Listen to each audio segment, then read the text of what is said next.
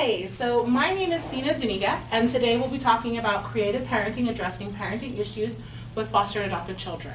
And this is being presented by VMS Family Counseling Services. We are a private practice that will be offering ongoing training for resource parents, support groups. We'll be offering coffee connections as well, and this is one of the trainings that we will be doing today. So like I said, my name is Sina Zuniga. My history is I was a child welfare worker for 5 years with Merced County and Madera County. And so I've worked with resource parents and I've worked with foster children. And now my goal is to help show all resource parents extra support and maybe some strategies to help them with children in the home. There's a few people here right now that are also participating. And so I want to hear from them to find out who they are, their names, how long they've been here as a resource parent, and what they hope to learn from today's training. So we'll start with you. Hi, my name is Rachel. I have been a foster parent for 13 years. Oh, wow. And right now I have a set of 3 siblings in my home, and one of them has been diagnosed with developmental delays or intellectual disability now, I think it's called. And so we're having a little trouble with all 3 kids, especially the boy. He is getting into a lot of trouble, and so I really look forward to hearing what you guys might have to offer. Yeah, I'm glad that thank you for sharing, and I really hope that we can provide you with some type of information to help you with that. Okay, and I also wanted to let you know that I actually am a school teacher at the school where the kids go.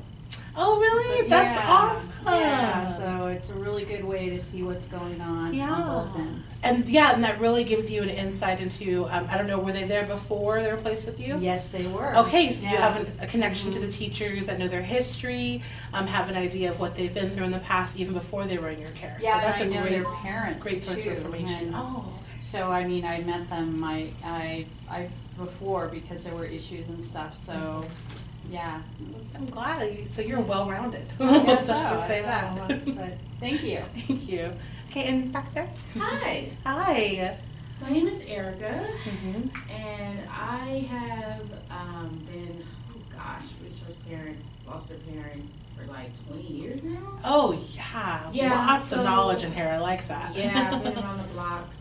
Not literally, but yeah. And I like what I do, I do it because I have the passion, and these kids, they come in and out of my home, and I'm really structured and disciplined, so when they come in, they know they're going to get some discipline and structure. I don't have video games in my home. Okay. I don't let them play that Xbox and all that crazy stuff. They read books. I take them to church. Good. They need to know the Lord, and they need to love the Lord, because I love the Lord. Yeah. And no, it's not church, but and I'm just really happy to be here, and I just, I'm just really thankful, and I love what I do.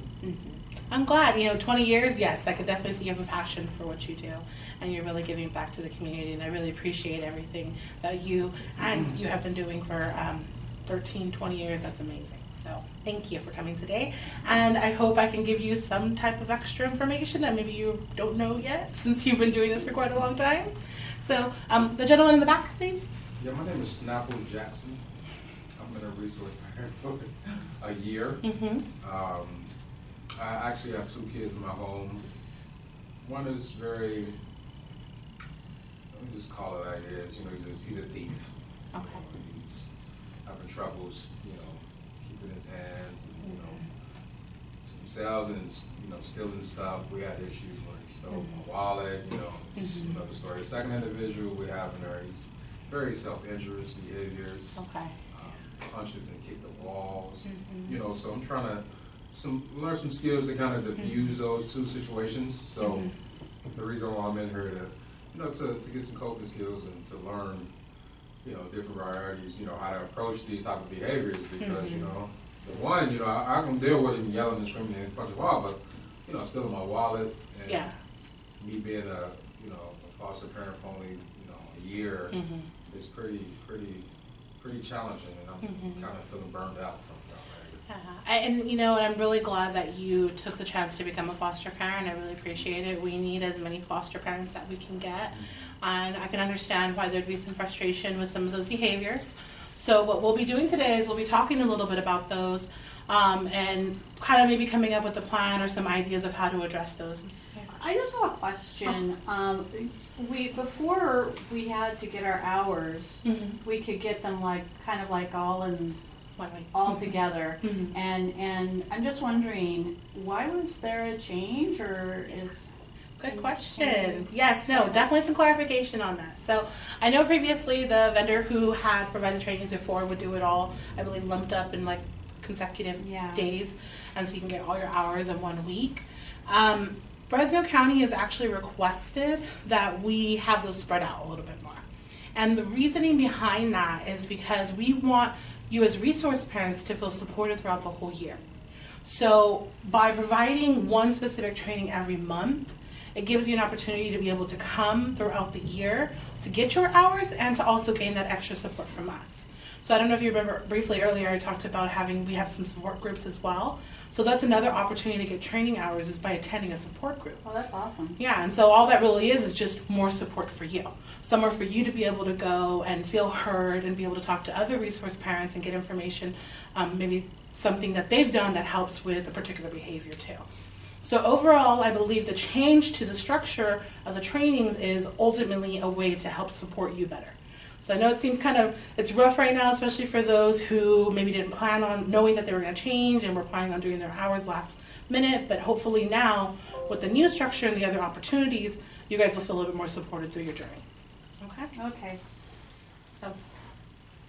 So let's talk a little bit about my goals for you today. So my goals for you is that you get specific tools to take home and use with the youth that you have in your home. So I understand that a lot of the stuff here you may have heard before too, but I want you just to maybe add a little bit more to your tool belt.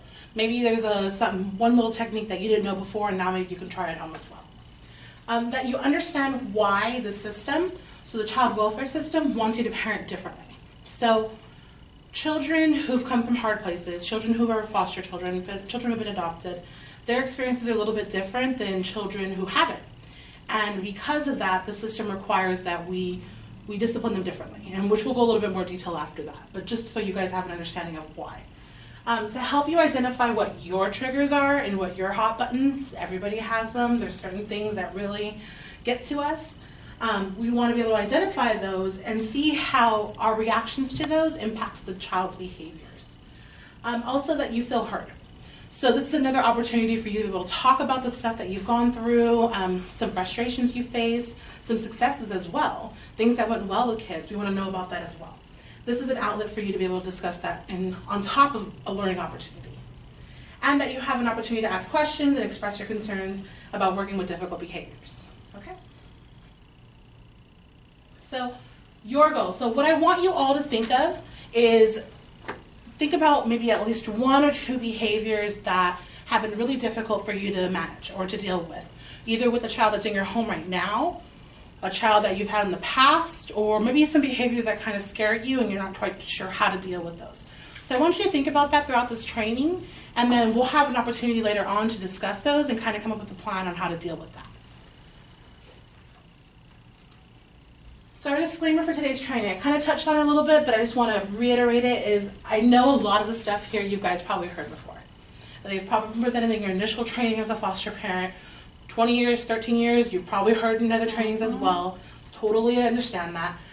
We just want you to know that whatever we're talking about here is just something else to add on to it, or maybe just reinforce what you're doing already.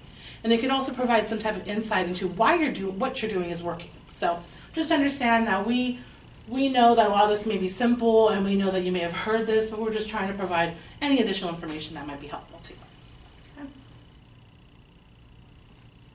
Okay.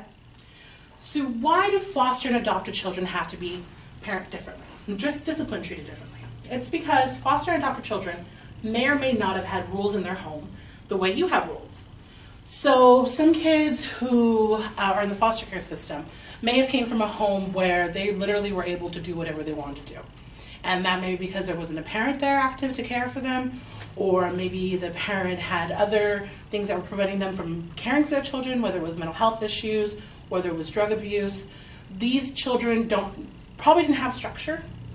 They probably didn't have a schedule, and they probably didn't really know when their next meal was coming.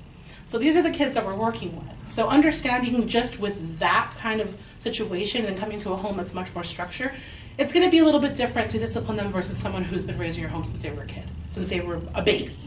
So we need to understand that sometimes different homes have different rules, and because of that, these children may need to be given a different way of discipline. Also, foster and adopted children have experienced trauma.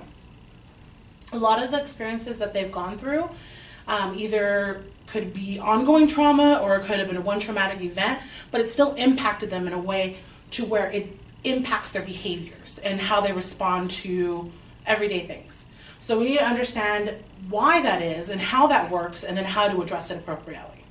And lastly, CCL regulations prevent us as foster parents from using corporal punishment. So no spanking and nothing like that. So we have to be creative in the way we discipline. So do you guys have any questions about that? Any comments at all? No, I agree because, you know, one of my foster kids, you know, he told me he eat hot Cheetos for dinner. Mm-hmm. And I'm like, hot Cheetos is not, you're not supposed to eat that for dinner. That's mm-hmm. like, you know, a snack. Mm-hmm. And them things is hot. Yeah. Ooh, Lord, they hot.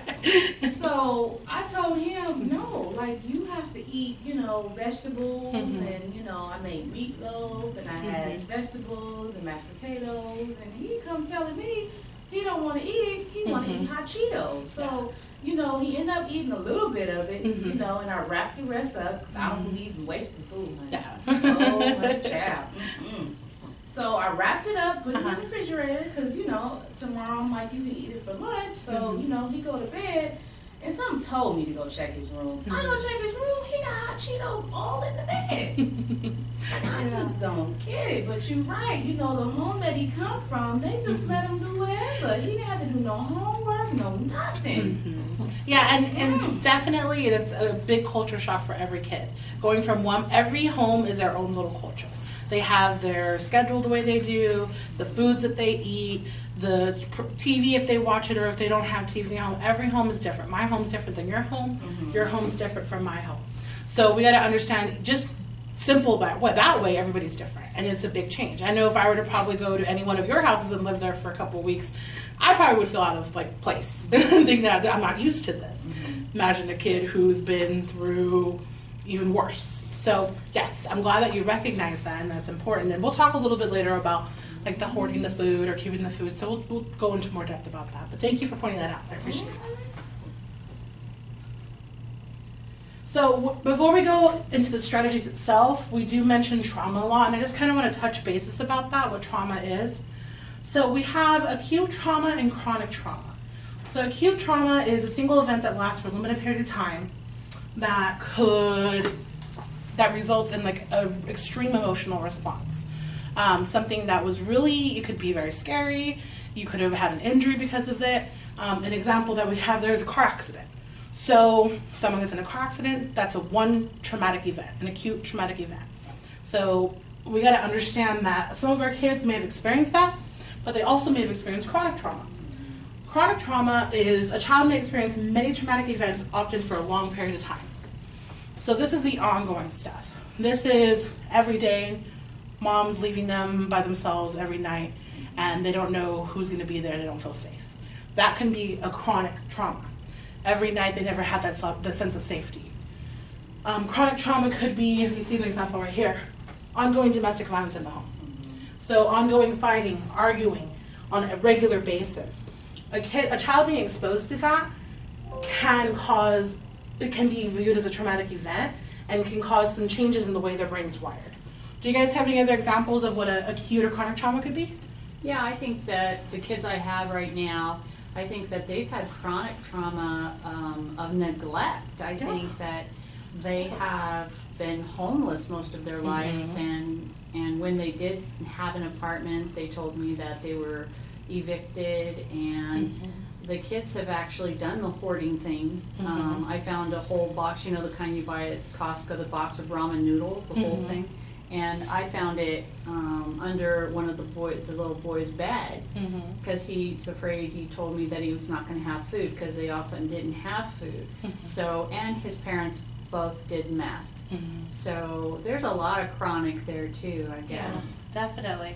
Definitely, I would say that's a chronic experience, constantly living either in a vehicle or going from place to place, not knowing the safety of having a roof over your head and a bed to sleep in. That is definitely a traumatic event for a child, an ongoing traumatic event. So I could see that, how that would impact them. And also with the food, and you know, kind of like how she mentioned, the food, if they never received food on a regular basis, if they weren't comfortable knowing that they were always going to be having dinner or lunch or regular food on a regular schedule, it could be very scary for a kid not having control of that, not having their reservoir set up, you know, their storage, that just in case no one feeds me, I got this, I'm okay. It's that sense of safety again.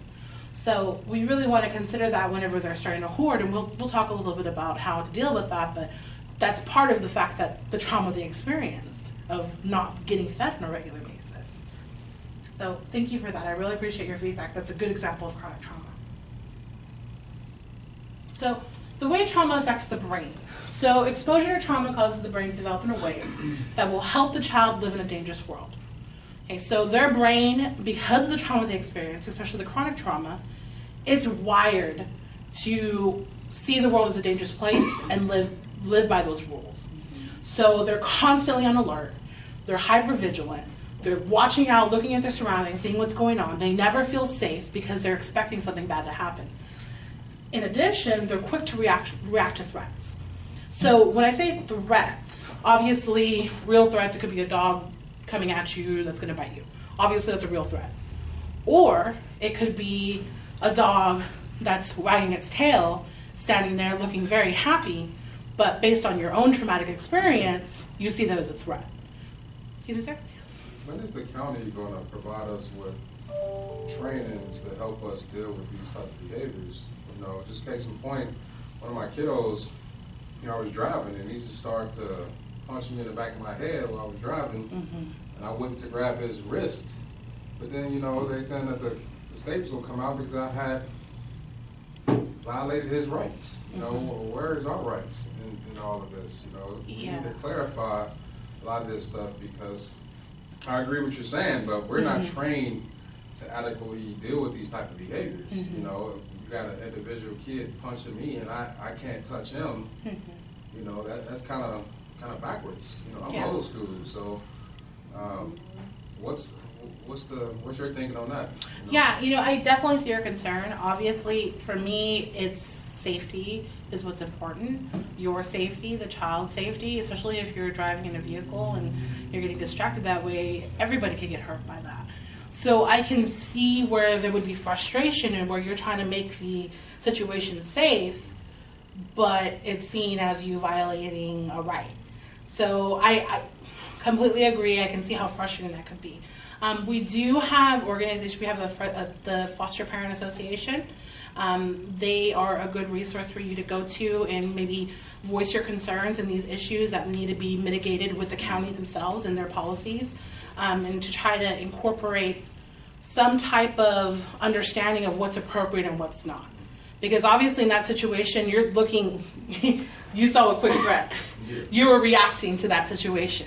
This was a dangerous situation that was putting you in danger and the child in danger. So it's definitely something that's like an ongoing conversation that needs to be had with the county and making those decisions and what would be appropriate in that matter. So I would defer to them for that, but you also have those associations that you go to. And if you look at the calendars that we have those dates and times on there, so you could also refer to that to get the information regarding those meetings. There's also the QPI the QPI meetings that happened. I think we already had one we have one this Friday actually, from 10 to 11:30 at Promesa.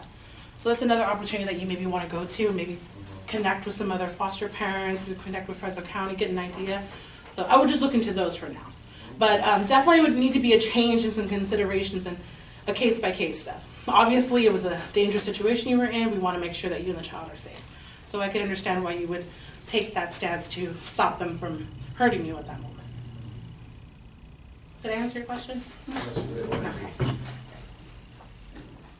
Okay. So, like I was saying though, children's brains when they experience chronic trauma is rewired to be able to handle danger on a regular basis and to react to threats. Even those threats that are just perceived threats, but maybe not a valid threat. And can I say something on that one too?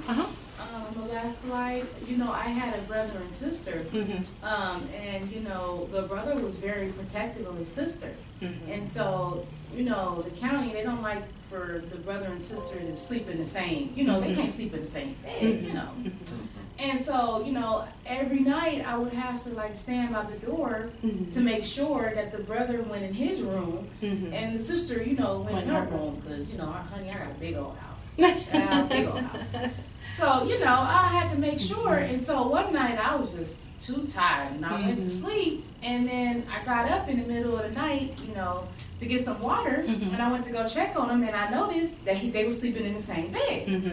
So I had, I woke him up, I said, honey, you got your own room, you can't sleep with your sister. And, he shared with me that the home that he was in, when he was with his, biological mom and dad, that the dad was real abusive. And so he was trying to be the protector. Yeah, so I just thought that was interesting. Would that be considered a traumatic for the little boy? Oh yeah, most definitely. And the way he's reacting to it, he sees any point of her being alone at night as a dangerous situation and is trying to plan ahead for any possible threat that could be in place.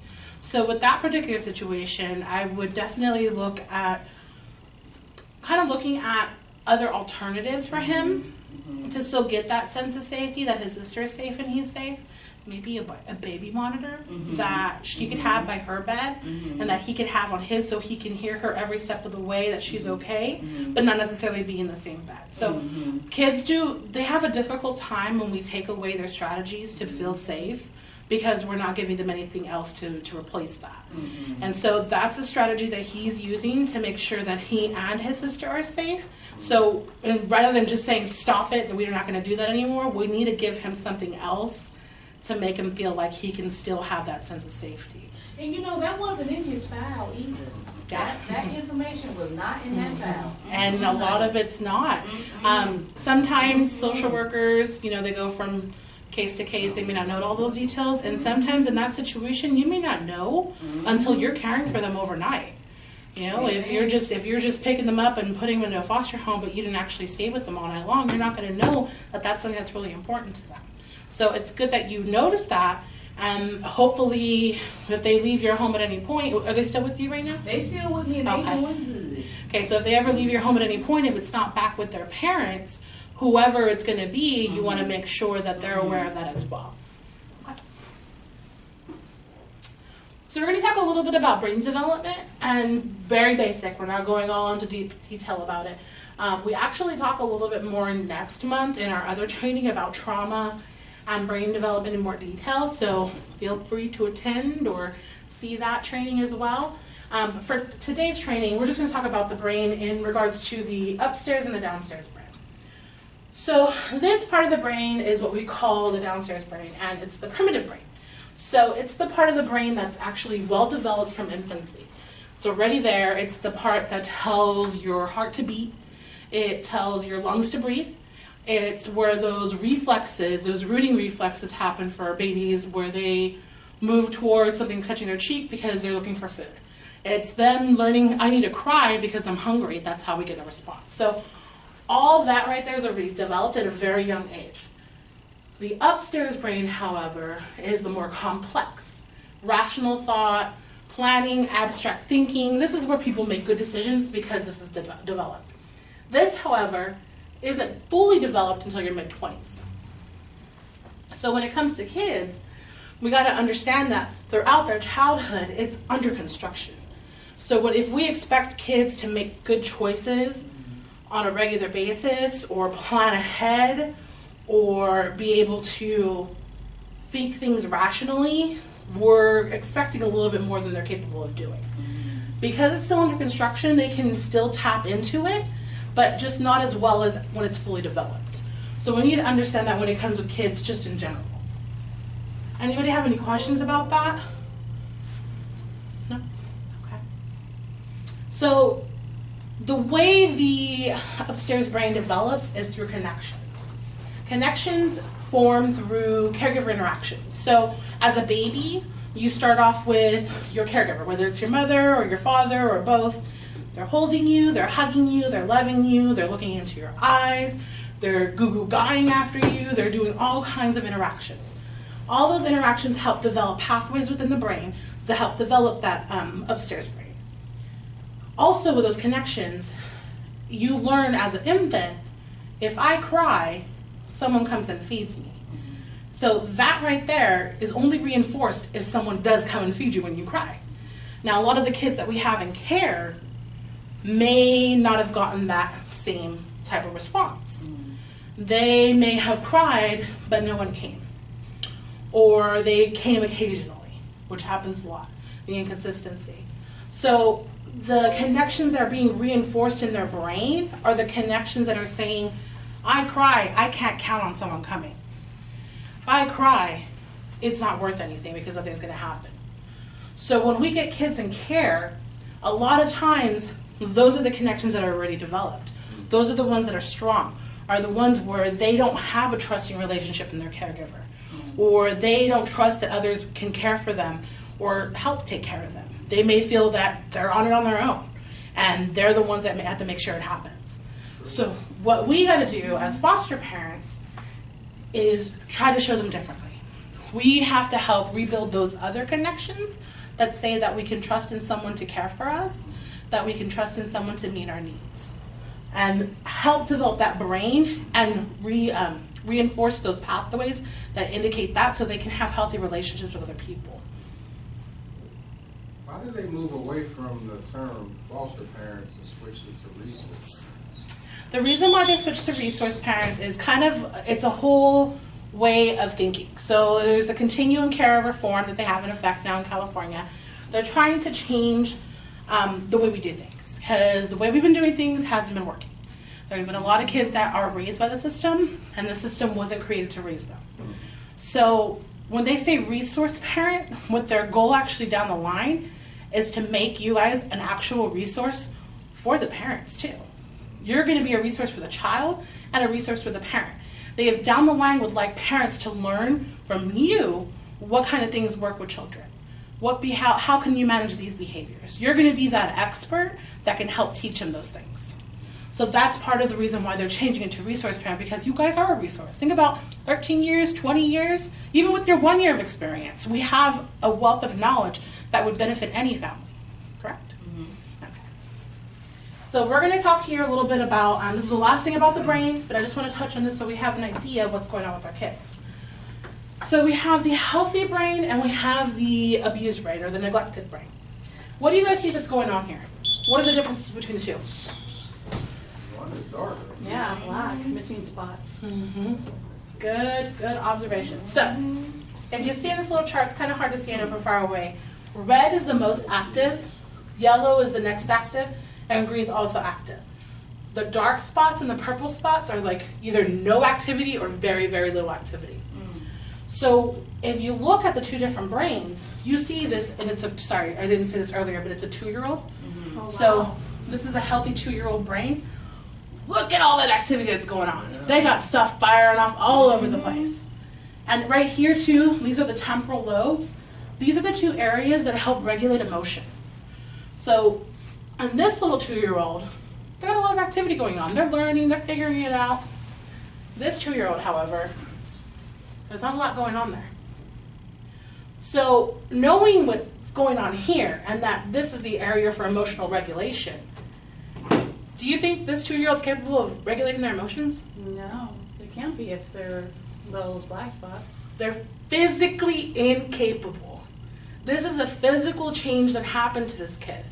And the physical change was a result of neglect. So a traumatic experience. This baby is, this 2-year-old is a Romanian orphan. And I don't know if you've heard about the Romanian orphanages, but typically there's about 4 caregivers to 200 babies. So how often do you think that baby got interactions, positive connections, Not a lot. eye contact, being held, touched, talked to? None of that was going on. This was an institutionalized child, and that's what happened. Is that like brain damage though, or? What it is, it's a lack of brain activity. Now, because kids, the good thing about kids is that they have what we call as brain plasticity, which we'll talk a little bit more about next month, but what that basically means is that this can be fixed. Kids, their brains are very moldable. That's even a word, but they can be molded. And we can reactivate these areas, but it takes work. It takes commitment, it takes time. So yes, in a sense, it could be brain damage because of the fact that they can't utilize that area, but it can be improved. It's not permanent. If certain interventions are put in place. Okay, Any questions before I leave? Okay. good stuff. So with our understanding of the brain and how that works and how trauma can impact brain development, we need to do a paradigm shift in how we look at behavior. So The Explosive Child by Ross W. Green talks a lot about this, and I really hope that with a lot of resource parents they understand this, because I think seeing problematic behavior would be a little bit different if you take this perspective instead. So right now, normally people think a child behaves when they choose to. So you do that when you want to. You put your toys away whenever you want to. You choose. That's the old perception. What I want you guys to start thinking is a child behaves well when they can. So if we look at the brain and we see that this kid literally, there's no activity in the area where they're supposed to regulate emotion, they physically can't.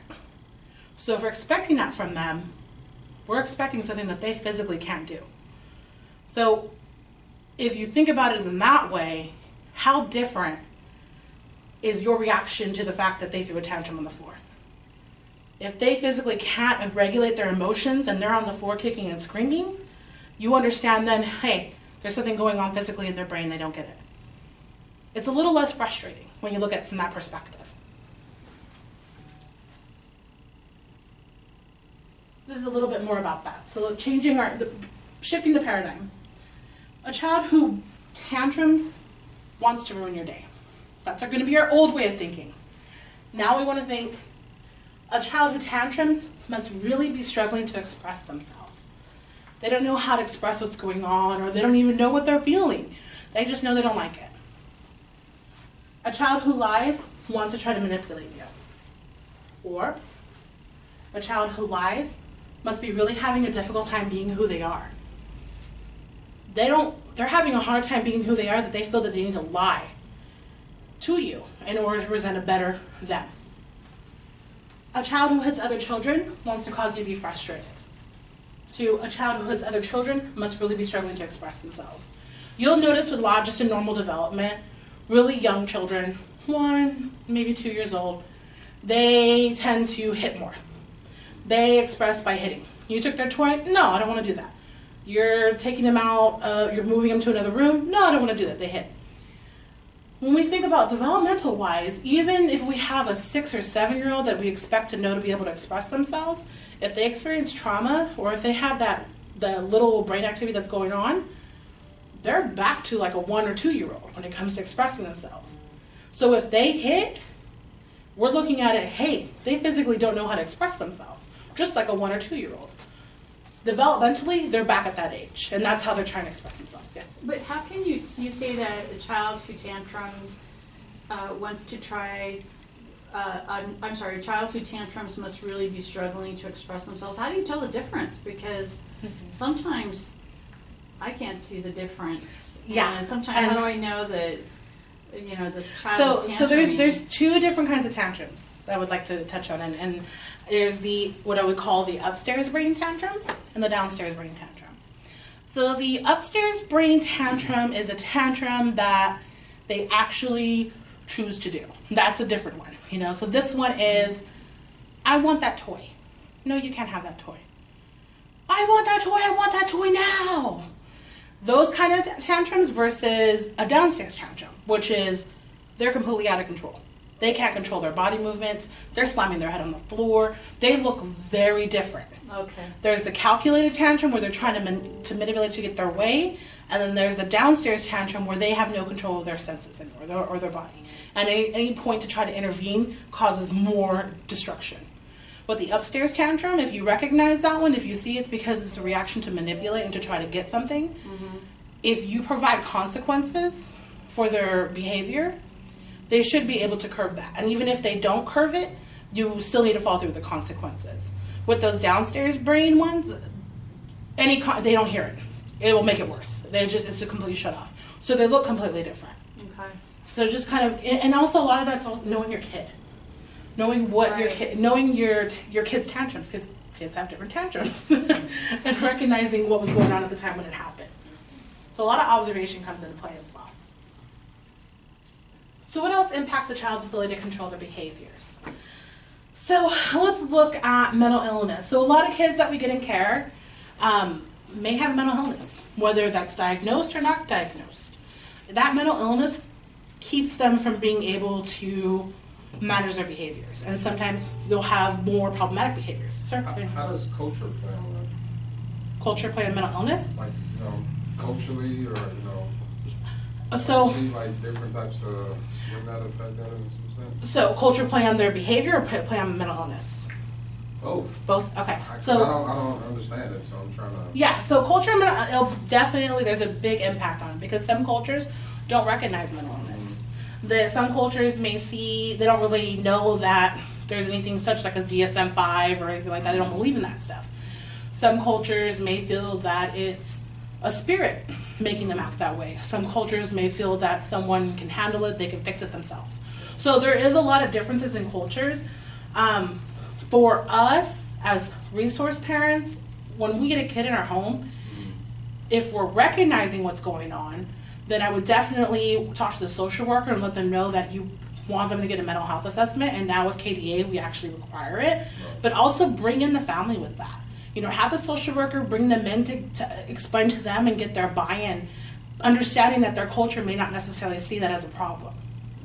So it's working with the social worker and working with the biological family to kind of gain a better understanding of mental illness. But yes, mental illness itself, it can be a big issue when it comes to behaviors.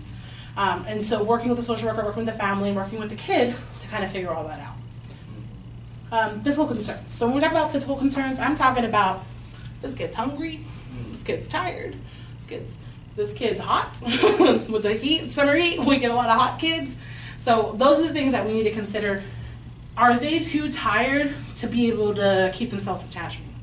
Are they too hungry? I get hangry myself. If I'm hungry and I'm trying to do something, I'm very impatient. My attention span's shorter. What physical concerns could be impacting a kid's behaviors? So we need to think about that as well. Safety concerns. So when I talk about safety, I'm talking about felt safety.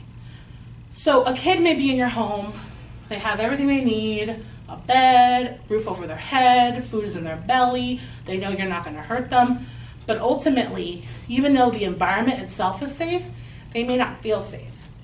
And the feeling safe comes from the trusting relationship. Knowing that you are there with their best interest in mind and that you are going to be there to continue to support them. It takes a while to develop that, and some kids, if they've never had a reliable caregiver, have a very hard time accepting that. So they may be in your home for a few months but never quite feel safe because of that. And then previous trauma, of course, as well. Previous trauma can also impact behavior. So if they've experienced something pretty traumatic that gets re-triggered by something in your home, that can impact their ability to handle the situation. So what behaviors are we talking about?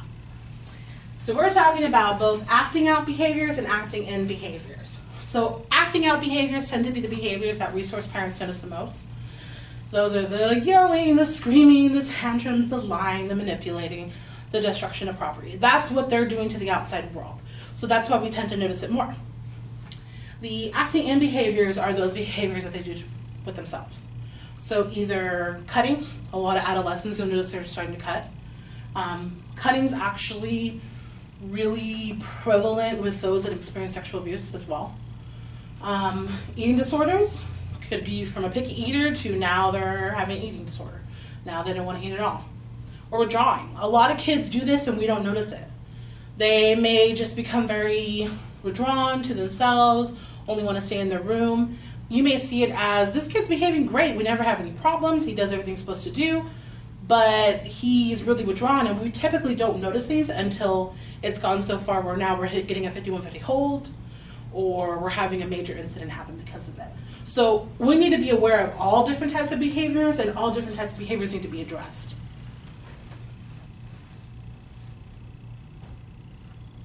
So what impacts a parent's ability to parent? So both biological and resource parents all struggle with parenting a child appropriately. So I know parenting's hard. Whether they're your biological kids or whether they're foster kids, parenting's hard just in general. It's a struggle depending on your kid. So just be aware that it's going to be taking a little bit more effort to be able to do this. Parents should consider their own environmental needs. So another thing that can affect your ability to parent is, are you hungry? Are you cold? Are you hot? Are you tired? Is that going to make you less receptive to what your child's saying? Is that going to make you less patient to what they're trying to express? Parents should also address any needs they may have from their own childhood. So if you experience something as a kid that your foster kid also experienced, there might be some unresolved issues there that come up while they're in the home with you. So just keep that in mind. Be aware of it. If it comes out, just try to address it any way you can, whether that's venting with a friend or a family member, talking to your pastor at church, or seeing a therapist. Either way, handle it. Talking to your partner, if you're a two-parent household, confiding in your partner about that. Just make sure that you're aware of it and you recognize when it's impacting your ability to parent that child. Parents should also be prepared to parent together as a team. So, obviously, when I say that, I mean the couples, of course, but also I mean your team. If you're a single parent and you have grandparents that help out, or if you have an aunt or an uncle or other friends that come and help, you're a team. Couples, you're a team as well. You got to stay united when it comes to kids. If they sense that they can play either one of you against each other, they will.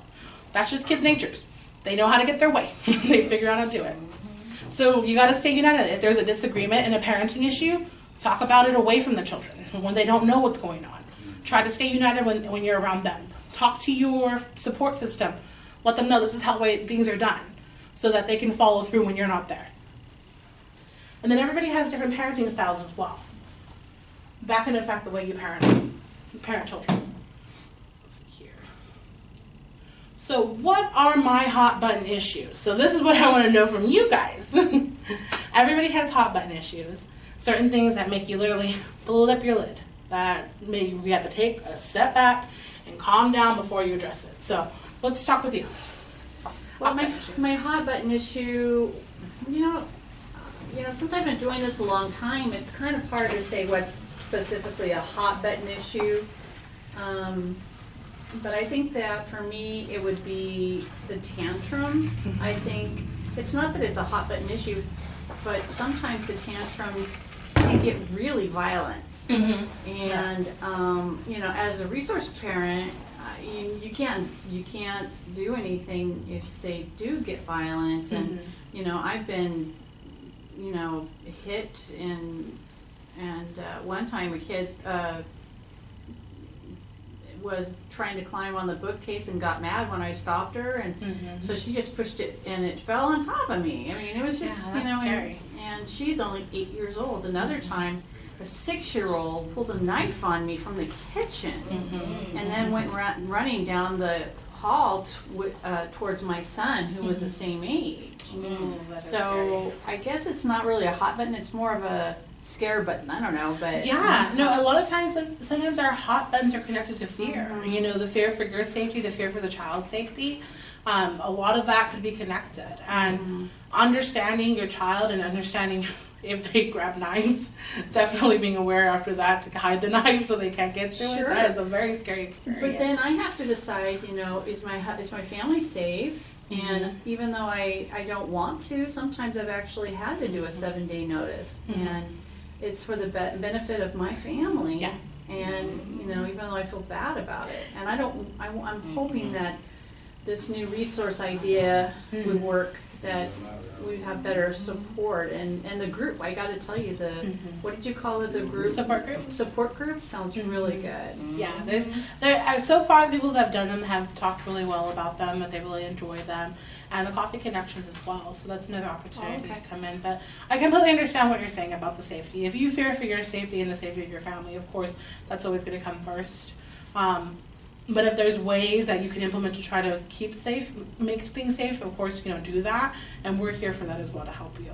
And the situation with tantrums, for me, my advice would be make sure everything's safe. Make sure they're safe, make sure you're safe, make sure they can hurt themselves. If it's one of those downstairs tantrum, you gotta ride the wave.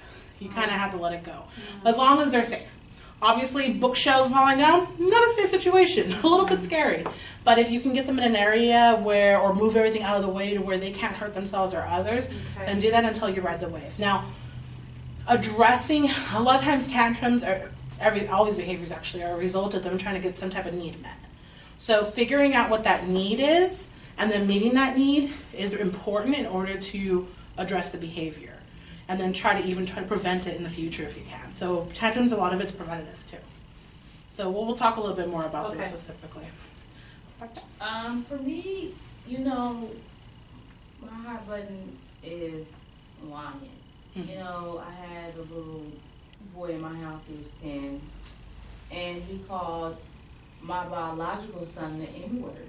You know, and Lord, I had to pray, you know, and he lied and told me he didn't say that, and that he would never say that, and this and that, and I have cameras in my home, you know, for my own protection, because, you know, sometimes, you know, the county, they don't believe us as, you know, resource parents, you know, they think we always want to put in a 7-day, and you know, they don't believe us sometimes. So, you know, my husband said we need to get cameras. So I had cameras up, and I sat him down and I asked him, you know, is there anything you want to tell me? And he sat right there and said, no, I would never do that. This is the best home I've been in, you know. And I showed him the camera, and he did. He called him the N-word several times in his face. And that really hurt my son's feelings, you know. And I almost put in a 7-day. I really did. And I had to remind myself that him saying that is a learned behavior. And he probably heard his parents or people that he had been around saying that.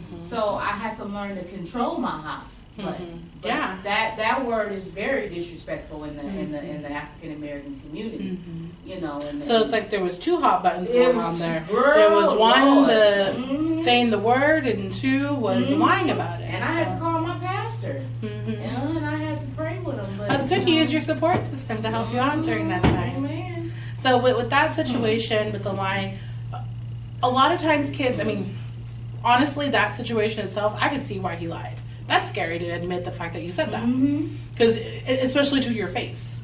So he's like, do I try to get away with it and say it didn't happen? Or do I fess up and say, yes, this would happen, and then deal with the consequences? And not knowing what those consequences could be. Right. So sometimes kids, when we put them in a situation to where they have the choice of either telling the truth and facing their consequences, or lying and hoping maybe they'll get away with it, they tend to go with the lying and get away with it.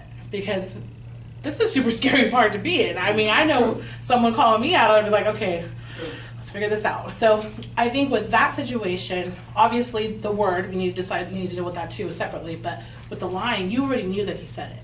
You had the proof, you already had the videos, your son told you. So rather than asking, you could have been like, look, I know you said it, let's deal with that now. And then you eliminate the whole lying part. Kids lie for many different reasons. It's a strategy they learn to survive in life. And one, try to limit the opportunities for them to have to lie. And then also talking to them on a regular basis, like, hey, if he's faith-based just like you are, explain why lying isn't good.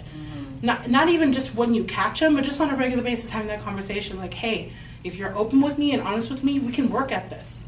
And it seems like you've showed that by working with him on it. You didn't immediately say, okay, that's it, you're out. So your actions already in that situation reinforced to him that even though the truth came out, you still dealt with it very appropriately. And so kind of explain that to him on a regular basis. Look, you saw how I handled that last situation. I'd rather you be open with me and tell me the truth on a regular basis, and we can work it out together rather than lying. So just kind of have that conversation with them, you know. What about you, sir? You said Yes, my issue is lying. lying too. Just lying for no reason. Just wake up lying.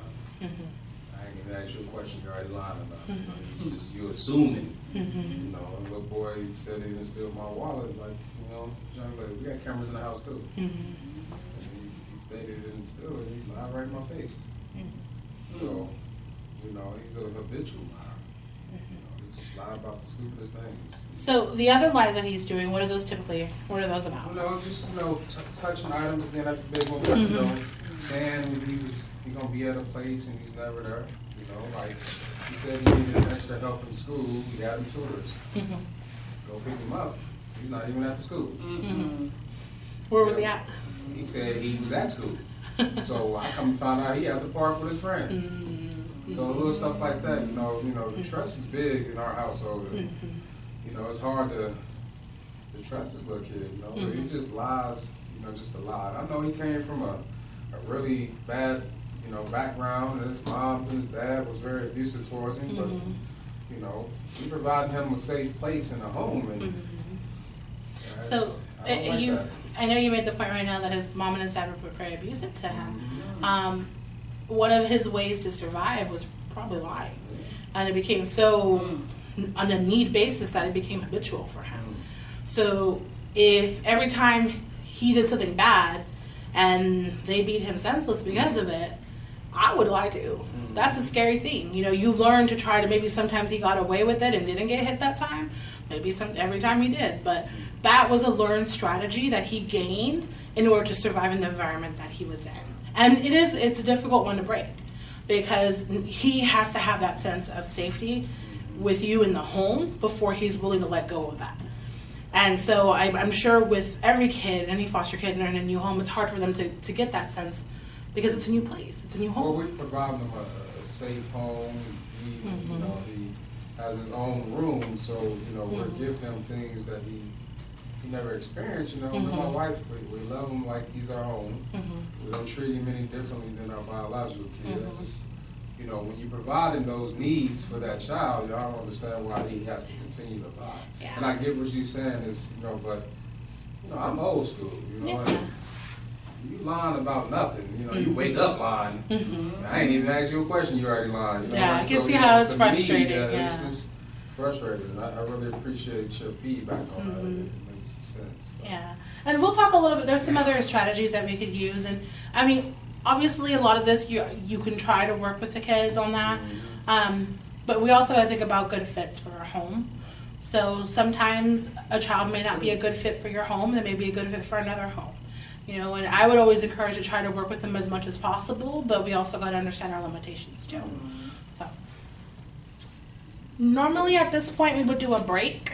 We would do a 10-minute break, but since we're also doing this online, I'm just going to go ahead and plow through. You guys, if you want to pause it over there online, stretch, relax a little bit, you can do that, but I'm going to go ahead and continue on with the presentation. You know, we can do too, though. We can just let it go 10 minutes. You want to do that? Yeah, do that. And just let it- Okay, we're going 10 minutes. Yeah. Check it out. I ain't even gonna pause it. There you go. There's your 10 minutes. Let me get my That gives them that opportunity too, like, pause it, but there you go. We'll take our 10 Let's minutes. see how many where we're at on time. We're at 3 nights. A little bit after 2. Yeah. I'm just feeling like we should do it like a little thing.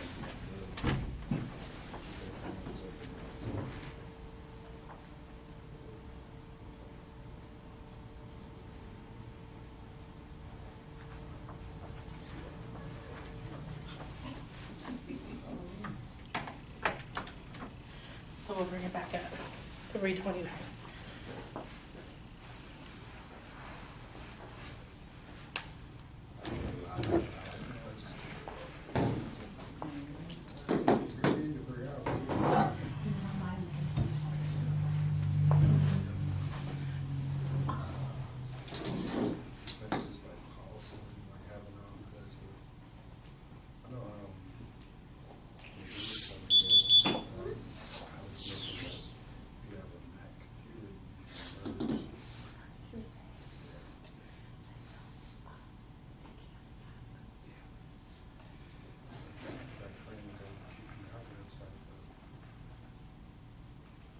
said that we could do it, but I emailed them, they never responded back to me.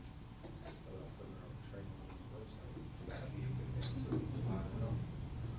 But I don't know how to do it.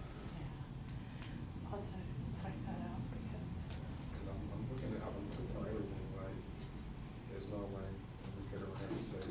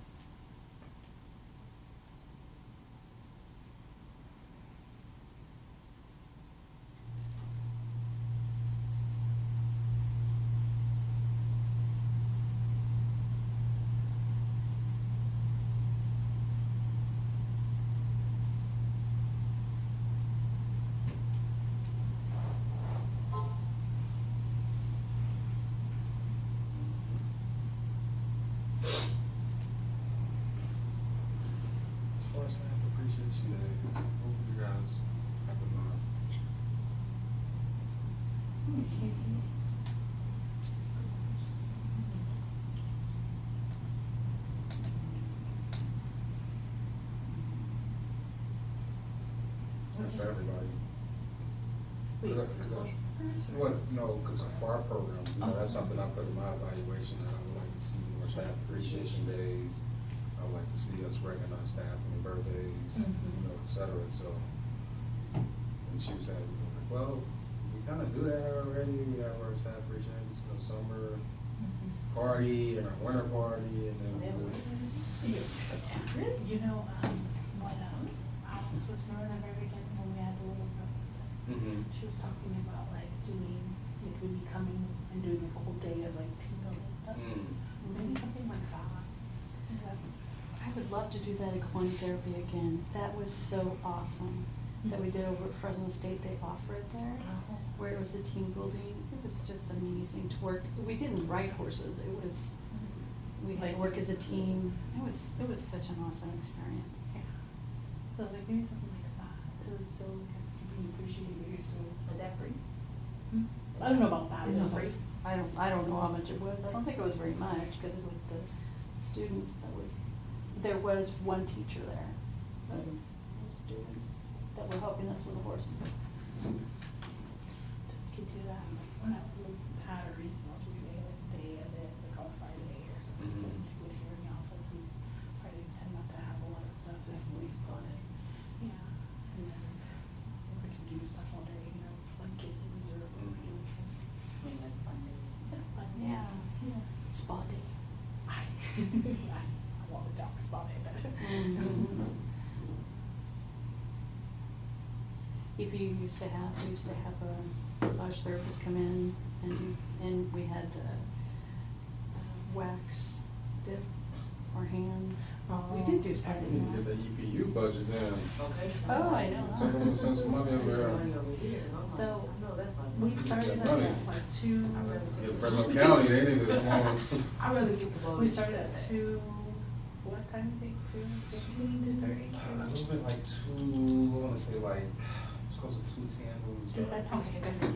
Good. So what I'll say is if we finish by 5, before 5, we'll be good. Okay. I'm gonna start again. Okay. So fun day.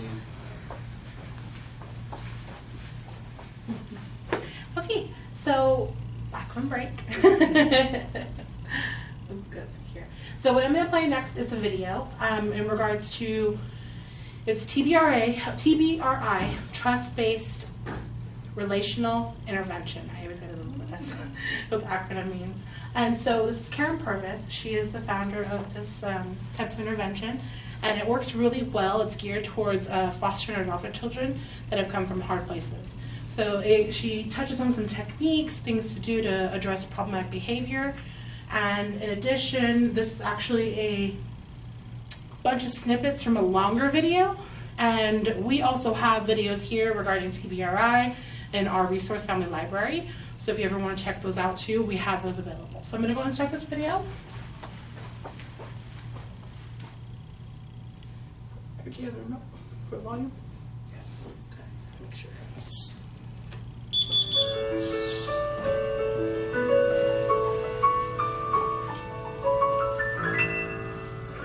Trust me, I'm in front of you. Building trust is where it all begins. Good. Parents who adopt or foster children who come from hard places very often find themselves in what I think of as a power struggle. Well, and how does it feel being led by your little buddy? Amazing, I trust her. We want to reframe that. We want to think about it differently. We want to step out of that mode into a different mode where we're a partner. So it's not the child and us, it's the child and us, side by side. Our goal for making this video is to empower parents for their journey with their children.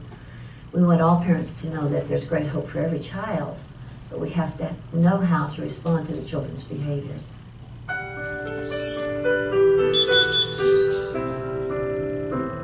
Well, the title tells you everything that we value.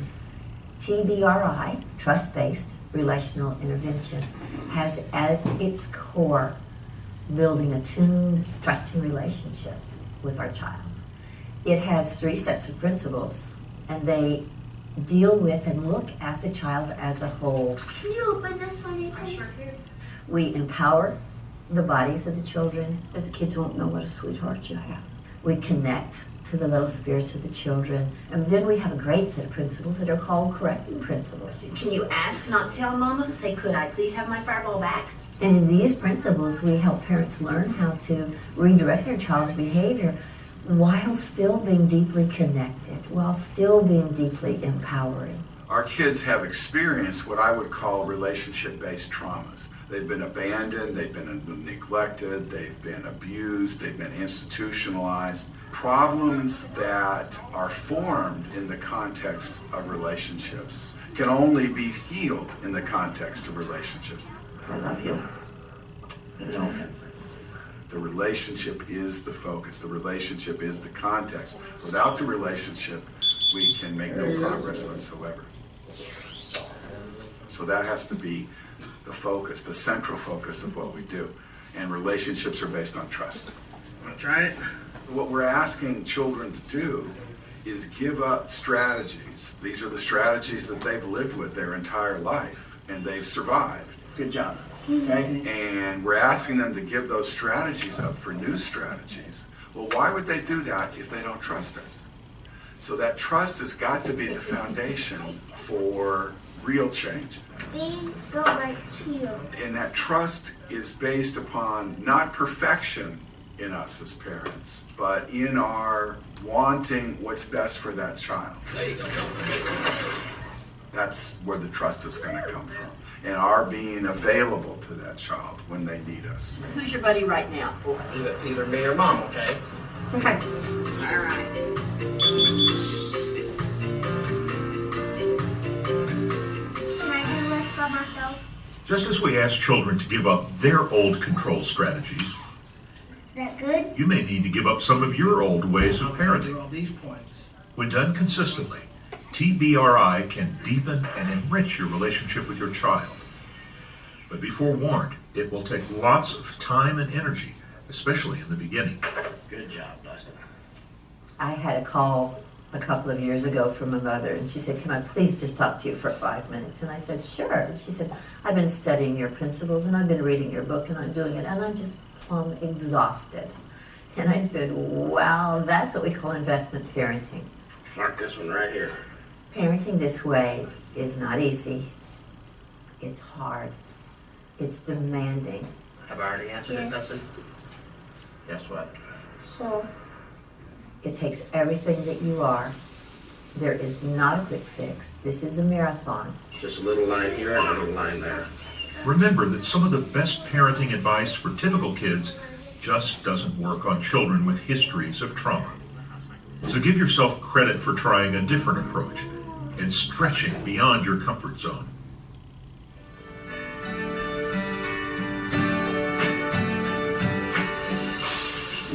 Look at Miss Karen. When I talk, stick with me. At-risk children tend to resist eye contact. There they are. Oh, those are good eyes looking at me. Well, Getting children in the habit of looking us in the eye increases focus, learning, and connections. good. Miss Karen. I have 2 questions to ask you, Mom. Your child must have gazing, soft eye contact. Which do you prefer? Your child must have the ability to just look into your eyes. And if they ask for a hug, can we give them a hug? yes. Can I see your eyes? Yeah. Can I see them over here? Oh, do you want to look at the fish? Whoa, wait. Let me see the eyes. Let me see the eyes. Do you want to look at the fish tank before I talk to you? I love to lower myself into a child's field of vision. There's a wonderful thing that happens when my little one is here, and that is that my eyes are right at eye level, face level. I want my face at the level of my child's face. Here's my handsome. Dad got you, didn't That shows full attention, it shows care, and it makes deep connection.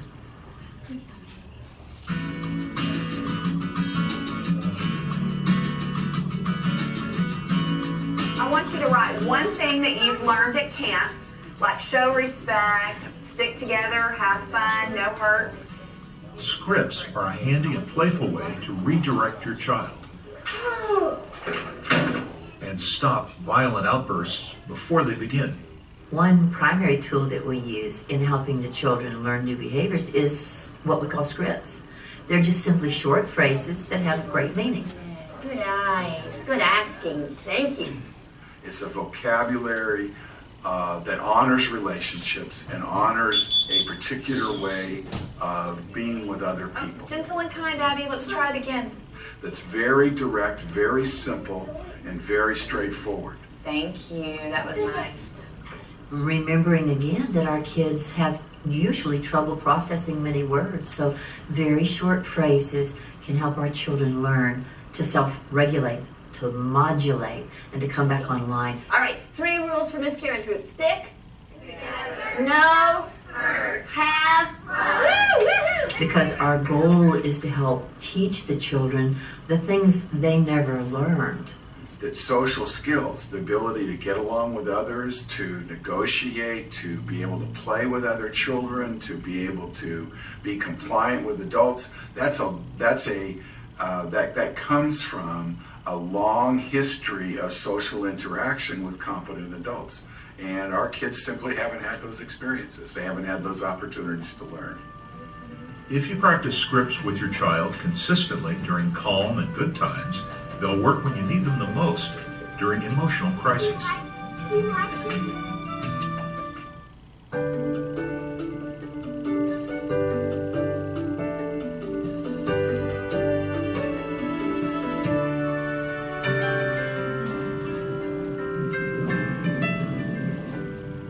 As parents, we want our relationship with our kids to be like this. Oh, nice job.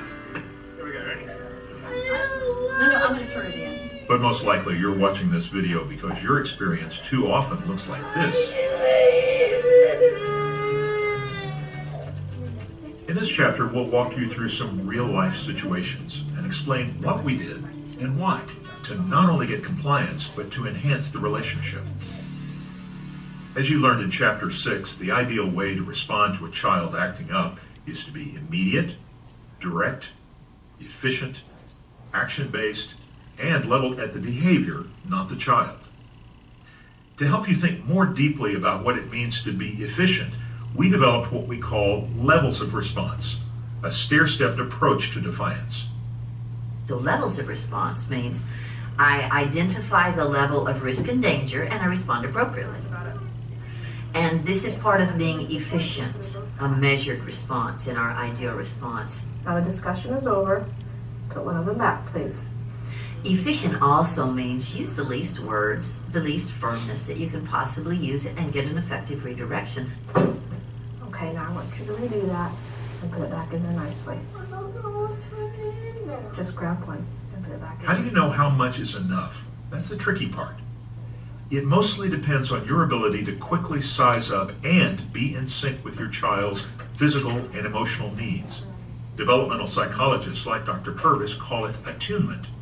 Shut the refrigerator door. Thank you.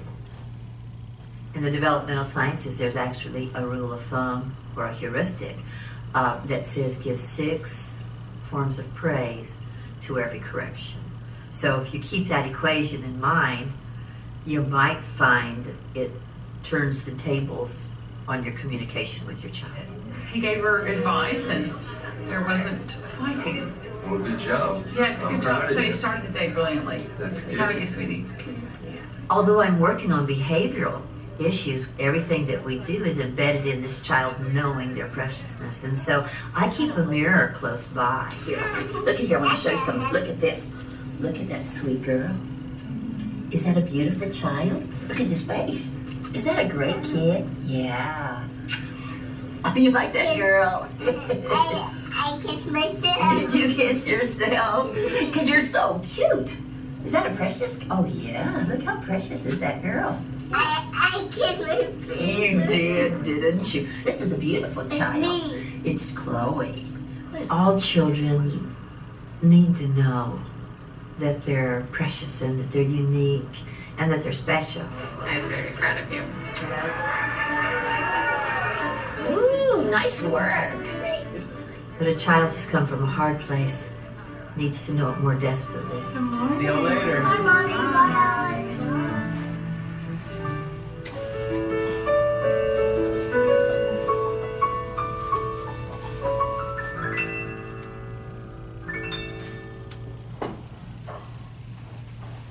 So before we go into the next slide, I want to talk a little bit about the video. There was a few points that she made that I really liked, and that Mr. David Cross made as well. Relational trauma. So the relational trauma is what our kids have gone through. They don't know how to navigate healthy relationships with other individuals. And so we're teaching them that. We're teaching them how, like he said, to negotiate, to be compliant to an adult, to know how to handle their feelings and express themselves. So these are the things that tend to prompt the problematic behavior that we see in kids, and we need to redirect them by showing alternatives. It's another way to do it. And then also mainly by building a trusting relationship with that child. Everything they talk about is dependent on a trusting relationship being developed between the caregiver and the child. So a lot of this is based on that. Other things she had pointed out was the 6 corrections for every, 6 praises for every correction. When I talk about corrections, I really just mean things that may ruin the relationship, or things that may put a dent in the relationship. Not just the basic, oh, put that in the toy box. It's something that could be effect to the relationship, and that's where you would go ahead and do the praises. So I don't know if you saw where the little boy was having the full meltdown. Something like that, you're probably going to need to do some praises a little bit after you redirect him on his behavior, because it was so intense for him. So those intense ones is when you want to do the 6 praises. Not every single little directive you give kids, just the ones that they have an intense response to. And I think she had also mentioned eye contact. I go through my day-to-day with my own kid not realizing I don't make enough eye contact with her. You know, she's about this big, and I'm running around everywhere, and I'm like, let's go here, we gotta go to the store, we gotta go to Target. And sometimes I forget to really get down to her level and look at her. So it's just something as simple as looking at your kids in their eyes and talking with them, showing them that you see them and that they see you. So just something as simple as that. And like she said, kids who experience trauma have difficulty doing that. So we got to teach them that. We got to teach them eye contact. Do you guys have any questions about the video? Well, I thought it was good. I thought that she made it pretty clear that the eye contact part. Mm-hmm. Yeah, I think my kids that I have now, they don't really like to do eye contact. Mm-hmm. Yeah. And I didn't realize it until she was talking about it that that was kind of a normal thing. Yeah, and I think one of the things she did, which I would say take precaution, I mean, obviously she felt comfortable enough with that child to be able to grab his face and turn his face towards her, mm-hmm. But just keep in mind, every kid's different. Yeah, some kids may not respond well to that, so just try it if you can, practice with them on a regular basis, making eye contact within their capabilities, okay? And then my experience too, you know, from dealing with my kiddos, mm-hmm. is that tantrum that little boy threw was like a nice tantrum. It was a nice tantrum. I mean, I'm used to like, they be off the chain, yeah. Throwing stuff, they kicking stuff, they cussing me out. That was a controlled tantrum. It don't be calm like that. Like that tantrum was calm to me. Mm-hmm. Yeah, Lord, totally like, get that. I've just been experiencing like. But you know what? I wish I had a tantrum like that. I also think that tantrum was like that because they've been working with them for a while. Ooh, it seems like Ms. Purvis has been working with them. The parents are implementing these changes in the home. So he probably started off with the hitting his head against the wall, kicking and screaming tantrums, and then now he's down to this. So I've had another training I did. Another family had told me that they. It's all about reduction. So you may not get the thing to completely disappear, but we're talking about reduction. So it's like, yeah, so we had tantrums, 70 times a day, but now we only have it 60 times a day. Hey, that's a change. It's an improvement. So those are things that we got to consider too. We may not be able to completely eliminate the behavior, but if we can get it down to a manageable amount, that's success on its own. So what do I do now? So we understand a little bit about trauma, a little bit about how it impacts the brain, a little bit how it impacts children's behaviors. So what we need to do now is we need to respond to these behaviors specifically to our kids and in our situation. And part of that is knowing your kid, knowing their history. If they have a therapist, talking with the therapist, talking with the teachers at school. You're very fortunate to be able to have that outlet for you. Getting to know what will work specifically in your home for your child.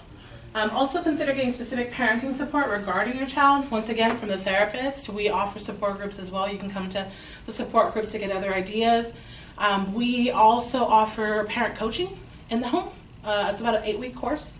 And our CEO and some of the other therapists that work here in this company are capable of doing that as well. So if you're interested, give us a call, let us know. We can let you know about that as well. And then another thing you could do is utilize the following 5 steps to address the problematic behavior.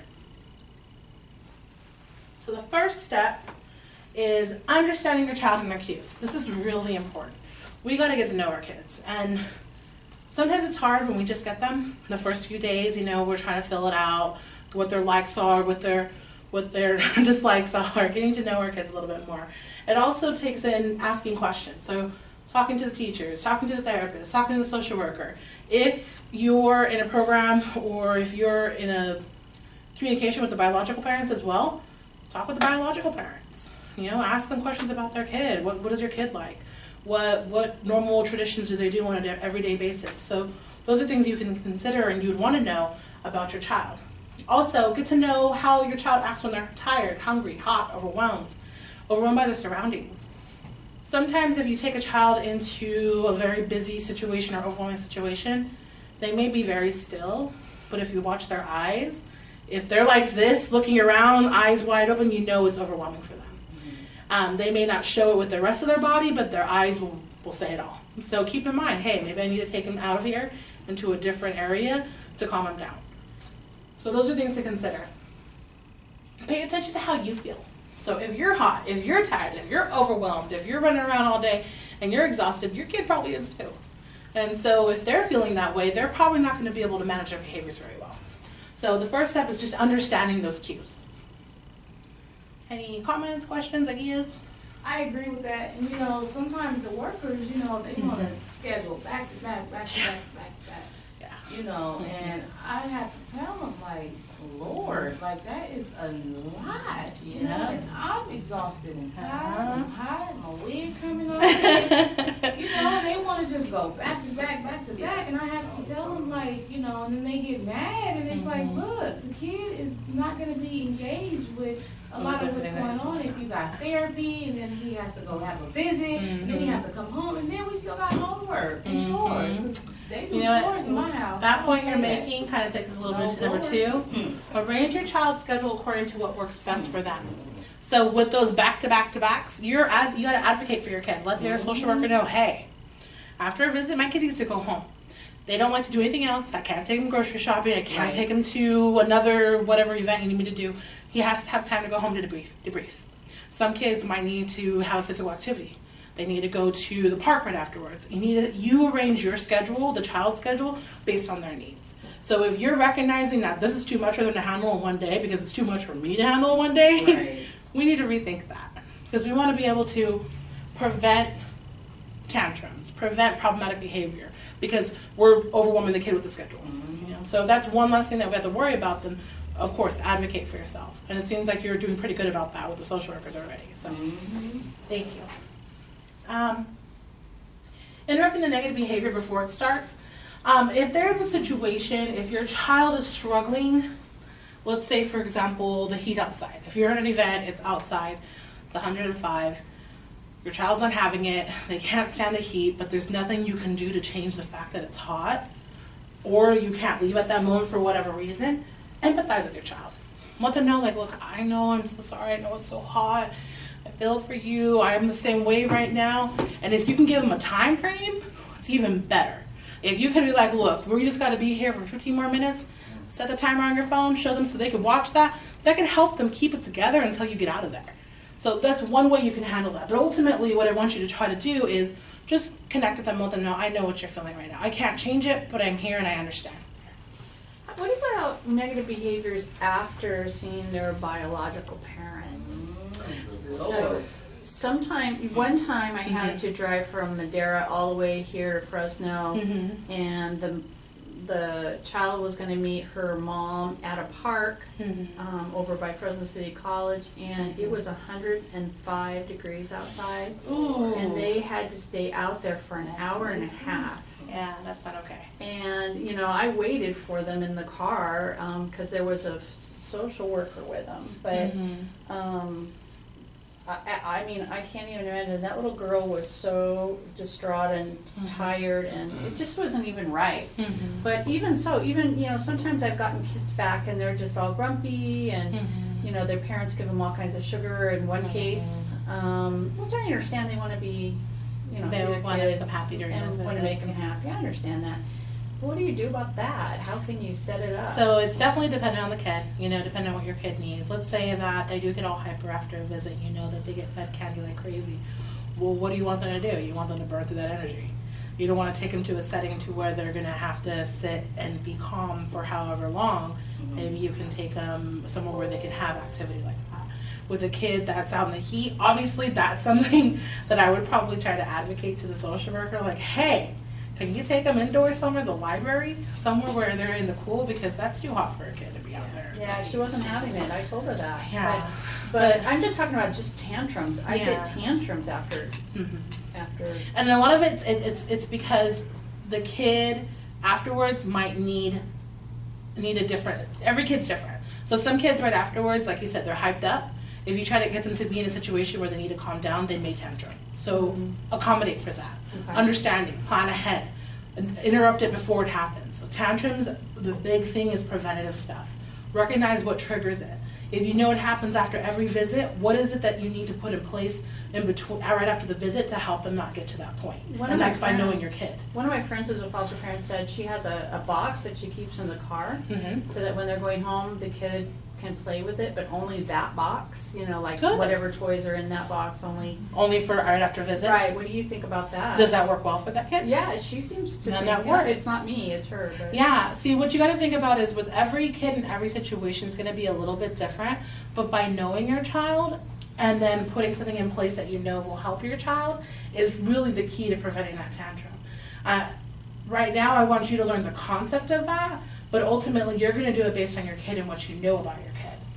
So if you think that your kid's okay with after a visit having toys to play with in there, then do it. Do it what works, you know, provide them that outlet. But if they need something else, then it's kind of like trial and error. Figure out what your kids need right after that type of visit. Maybe your kid needs to debrief with you. Maybe they just need to do something to get their mind off of it. Okay. So those are the things that you have to figure out and kind of almost test out and see what works for your kid. That helps, thanks. Okay. Any other questions? Okay, so first step was understanding your kid, knowing their cues. Second step was interrupting the behavior if you can prior to it happening. So interrupting negative behavior before it starts. Third step is knowing the needs. So every time a child is doing a behavior, a specific behavior, they're doing it in an attempt to get a need met. So this is actually the hardest part, is to try to figure out what that need is, because sometimes it's not very clear. Sometimes it doesn't make sense, but to that child it does. So what we talk about needs, we're talking about natural needs, which is, are they hungry, are they thirsty, are they tired, are they overwhelmed? Emotional needs, did they not feel safe? Are they really sad because their parent didn't show up for a visit? You know, what is it that they're needing from you at that point to address, and that's why they're having that behavior to get that need met. So part of understanding your kid and knowing your kid is talking with them too. Asking them questions, you know. Sometimes children don't do well with direct questions and direct questioning. You could do it like side-by-side play while asking them questions. You can play a board game and then talk about some of their feelings and what they feel that they need. Another thing we put up here was the Maslow's hierarchy of needs. What I want you to consider when you're thinking about this, Maslow stipulates that in order for us to be able to be more moral-based, creative, solve problems, to have respect of others, we need to have all these other needs met first before we can even do this. So if you think about it, a lot of the kids that we're getting in care, these two needs here weren't being met in their biological home. So here we had the physiological needs: breathing, food, water, homeostasis. Those are the type of things that they weren't being met in their prior home. The need for safety, the need of family, the need of health or property or resources, just the feeling of being safe too, or the feeling of belonging. A lot of kids in their foster home may have this need met, but may not have this need met.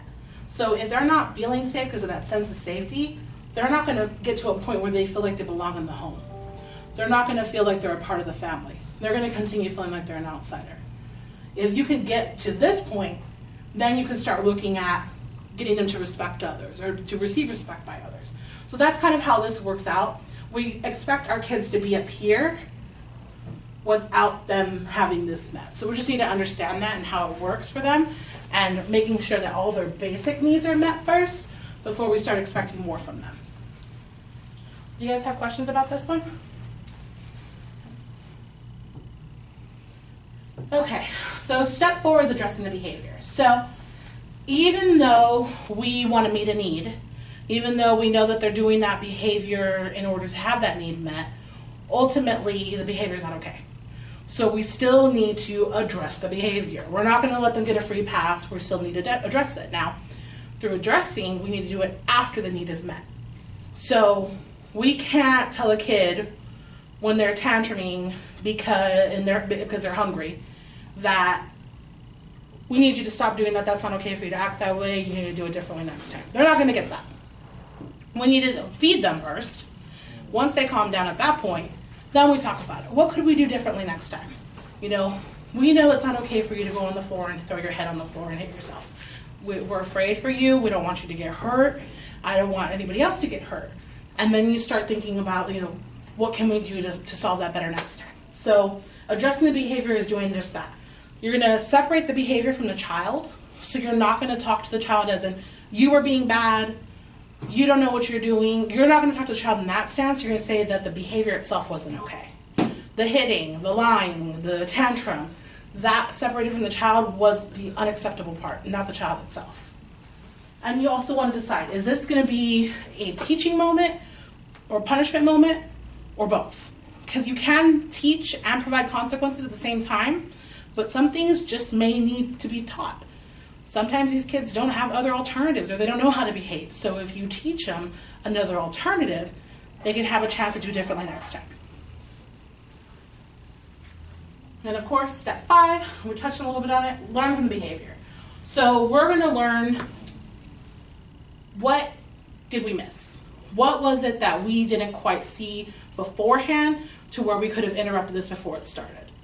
Was it, do they need more snacks during the day to keep them from getting grumpy and having a tantrum? Do they need a box of toys right after a visit to be able to debrief from having the visit? What is it that our kid needs, and what did we miss that we could have put in place to prevent it from happening?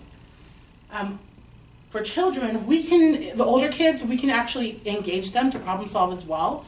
So we have them practice it out, like, what could you have done differently? What thing would you have liked to done to let me know that how you were feeling? So we want them to also think about what things they could do differently so that they can learn how to problem solve. Okay. So now we're going to do a vignette. So we're going to apply these 5 steps to a situation. And each one of you have a handout, and there's also a handout available online that you can refer to. It's basically the 5 steps that we talked about. So we have Mark, who's a 15-year-old male who has been in your resource home for the last year. He has struggled in school, but recently has been defiant in class and does not eat or drink water while at school. When he comes home from school, you try to talk to him about his day, and he becomes very upset and punches things and throws things at you. So with step 1 in mind, what could we do to get an understanding applying step 1 to this situation? Talk to school. Good. Perfect. It's happening at school. He's defiant in class and he's not drinking or eating water. You know Mark for a year and this kid loves to eat. What's going on at school where he doesn't want to eat? So talking to school, talking to the teacher, talking to the principal, talking to staff. Anybody you can get a hold of, talk to them. Because somebody might be bullying them, and then he gets home and he's all stressed out. And then, if you ask him, it's like, he's going to throw a tantrum. That is a good point. So after talking to the school, you find out, yes, he is being bullied in the bathroom. Wow. And that's why he's choosing not to eat or drink anything. Because if he has to eat or drink anything, that means he has to go to the bathroom where he can be bullied. So when you're thinking about that, he's not eating or drinking during the day. He's being bullied at school. When he gets home, one of the behaviors that we need to deal with is the fact that he's punching things and throwing things at you. Step number 2, interrupt the negative behavior before it happens. What could we do to interrupt that?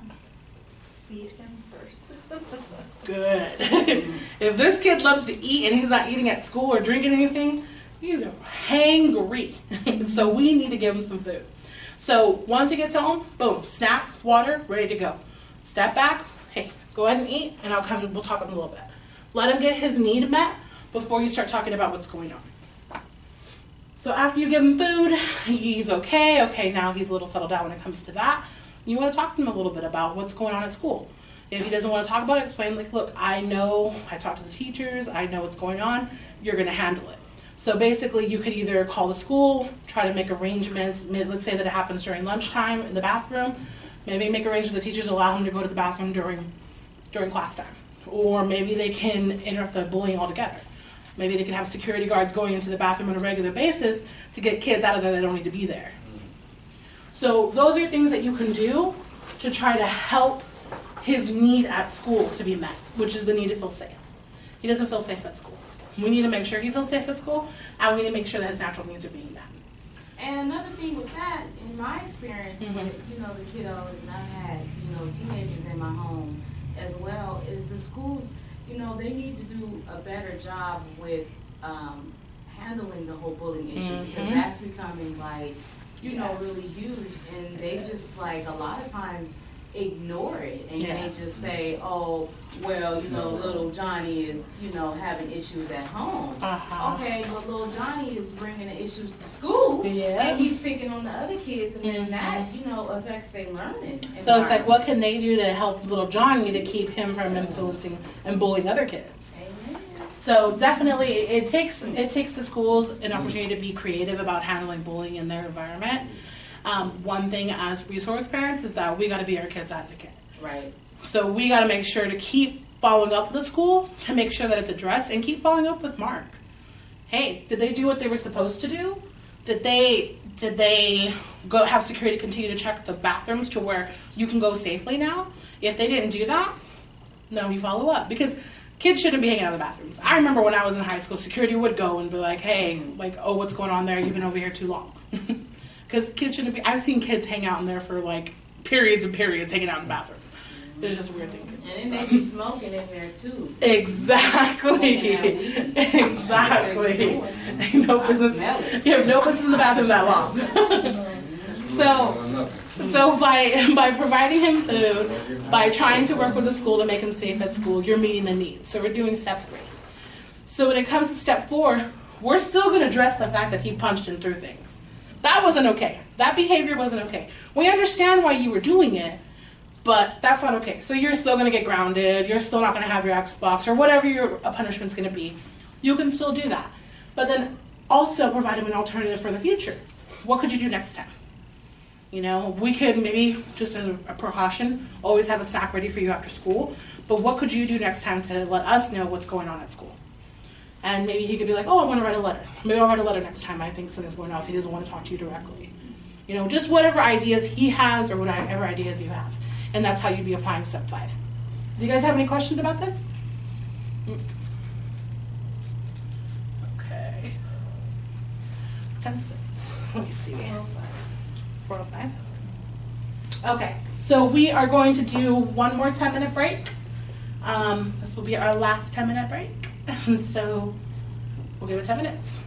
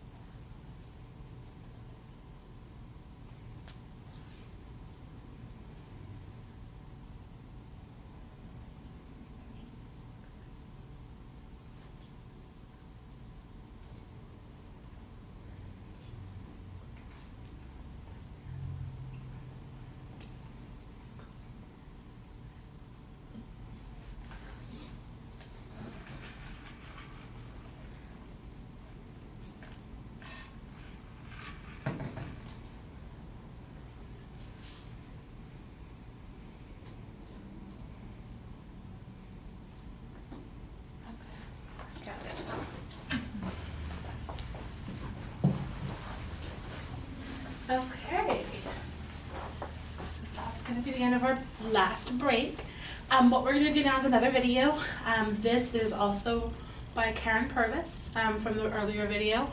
This is specifically talking about the ideal response. So I know that they briefly touched on it. She's going a little bit more in depth about it, what each letter actually means and what it refers to. And so we'll talk a little bit after the video about the ideal response as well.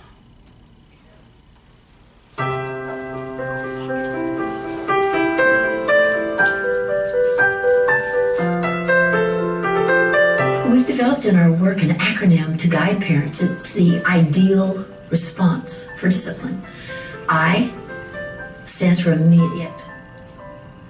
D stands for direct. E stands for efficient. A stands for action-based, and L stands for leveled at behavior, not at the child. So, ideal, I, immediate. We know that if you respond to a child's behavior, good or negative behavior, within 3 seconds they will learn. So when the child does something good and you say, wow, that was nice using good your words, or that was such good showing respect, or wow, I love it when you look at me with those beautiful blue eyes.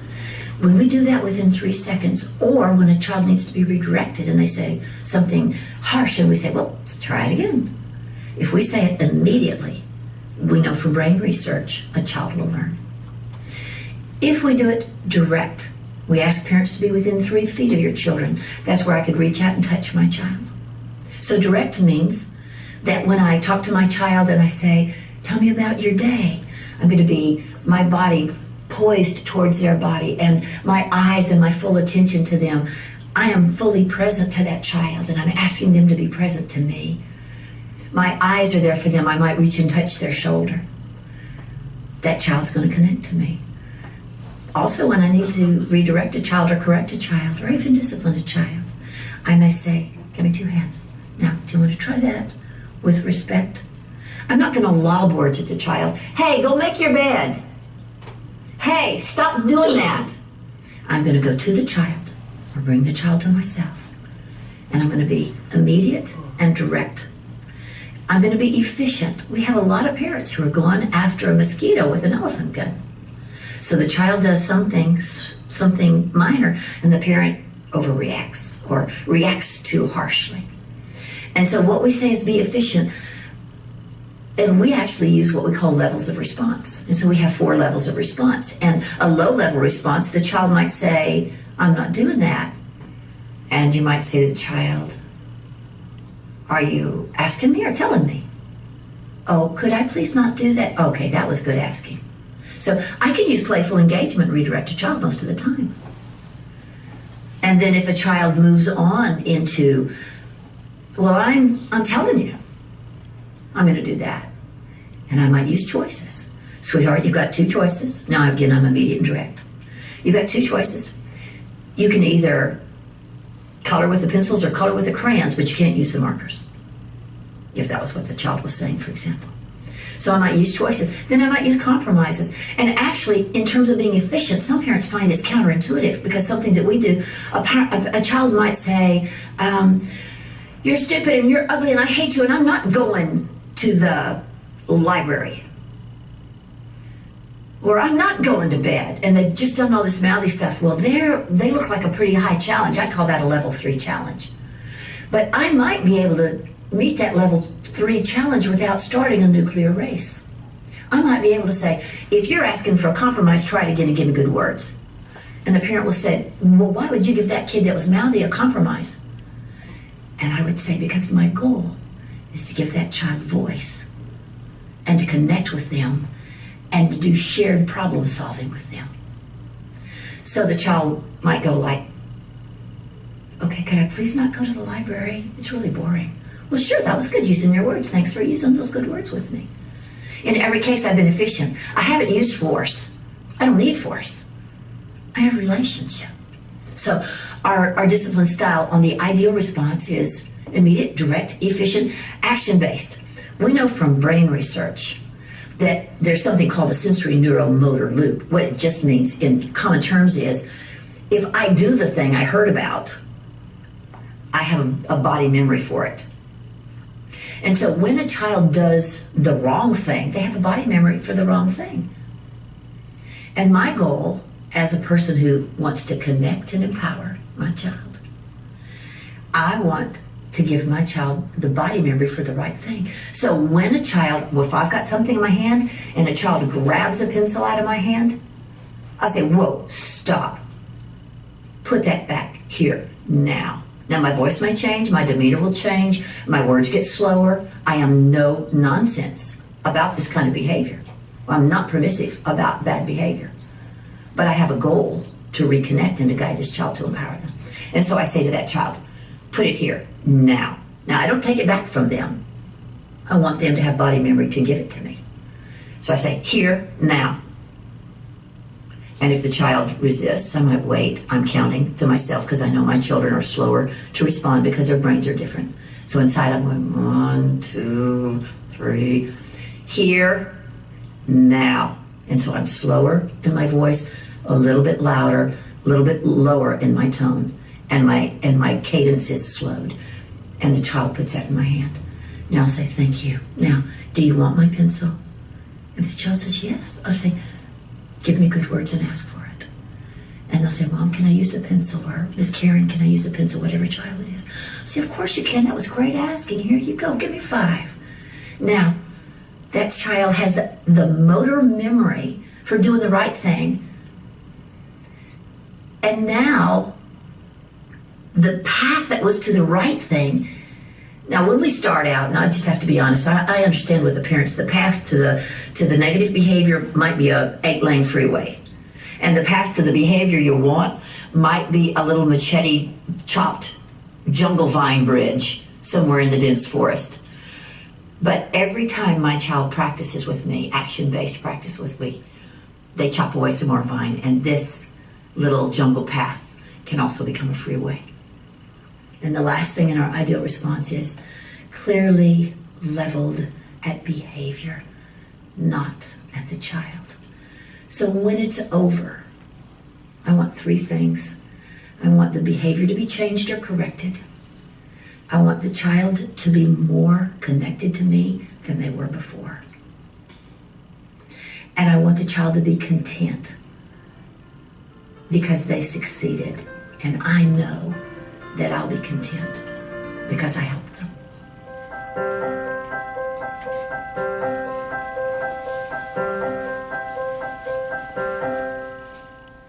Did she come live at my house? Right? She's awesome. And a couple of things I want to touch on there. And I like, she's so calm, right? Mm-hmm. She's so calm. Her voice is so slow. It's very peaceful. It's very calming. And I think that works great with kids that have processing issues. Like she was saying, sometimes too many words can be flooding for them. They don't understand what's being said. If you say it too fast, they might not have processed it very well either. But with the ideal response, like she said, I for immediate, so within 3 seconds. If the child's a little bit older and depending on the situation itself, so if it was a really bad situation that created a very strong emotion out of you, like where you need to calm down yourself, you can wait a little bit longer than 3 seconds. You can take your time, step out of it, and then readdress it then. The only thing is, the younger ones, the younger you get, the harder it is. They may not remember why you're directing them or addressing the behavior. So the sooner the better. With the direct, always make sure you're within reach. I've known with my own kid, trying to tell her to stop doing something and she's over there. She knows I can't get her right now. She'll continue doing it until I'm within her reach. So that's something that we need to consider. We need to be there present. We need to be within, directly with them so they're not distracted by everything else that's going on around them. So they hear the message that we're trying to convey. The efficient. So she talked about the 4 levels of response. There's the first level, which is a playful engagement. The second level is structured engagement. The third level is calming engagement. And the 4th is protective engagement. Typically the 4th is when there's something seriously happening, like if they're going to run out right into traffic, you got to stop that from happening. Or if they're going to have a knife and they're coming at your other child with it, obviously that's a number 4. We're going immediately, we're going into that. The playful engagement I've noticed does work from personal experience as well for little things. Putting toys away, redirecting behavior. She did a great job of having them do that sensor motory, having them do the behavior itself and teaching them so they learn how to do that. I think it's really important that not only are we correcting the behavior that's not okay, but that we give them the correct way to deal with it. Because we want them to learn from this. We want them to weed out the problematic behavior and adopt the new one. Scripts are really important for the directions as well because they're short, they're to the point, the kids can understand that. The action-based, like I said, making them do it, making them repeat it, so eventually that will be, their body will know that behavior as well. And then level out their behavior. Separated from the kid, the behavior is separate from the kid. So do you guys have any questions about the ideal response, any input? Have you tried something like that before and it worked? Okay. So right now we're going to talk about sibling issues. So with siblings in placement, so you have 3 siblings right now, you said, right? Yeah.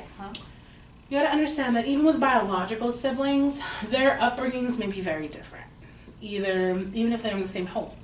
One may have experienced more trauma than the other may have been the target child, maybe one spent weekends with the dad and the other one stayed home during those weekends because they had a different dad. So they may have 2 different experiences in their home. In addition, you may have biological siblings that weren't even raised in the same home. So when you get them in your home, you got to understand that their experiences may differ from each other and their responses to different perceived threats could be different as well. So just understanding that they could have had completely different experiences. The parentified child. So I'm sure some of you have heard about the parentified child. Basically, that's the kid, typically the oldest child. Sometimes it could even be the next oldest child. I've seen that as well. Is the one that takes on the caregiver role. Because either the parent was absent or the parent was preoccupied with another issue that they had, mental illness or drug use, the child may take over and be the parent to the siblings. So when we get those kids in our care, especially when they're with the sibling set, we got to understand that it's going to be very hard for them to let go of the control. If they're the ones that have been caring for these children over how many years, and now you're asking them to be a kid and no, it's my responsibility now, it could be a hard adjustment. So transitioning that with them, respecting the fact that that's how they see their identity and they value that within themselves, but then at the same time giving them the opportunity to be kids. So you can say like, hey, just know I'm here, I'm going to do everything for your siblings that you would do, and maybe you can give me some tips on what kind of food your little sister likes, or how does she like to have her bath, does she like bubbles? Kind of using them as a resource so they still feel empowered, but at the same time taking over those responsibilities. Foster siblings, biological children, or foster parents. If you have kids in your home already, even if they're biological or they're other foster children, talk to them first before other kids come into the home. Let them know that every child's different, and because of that, consequences may be different.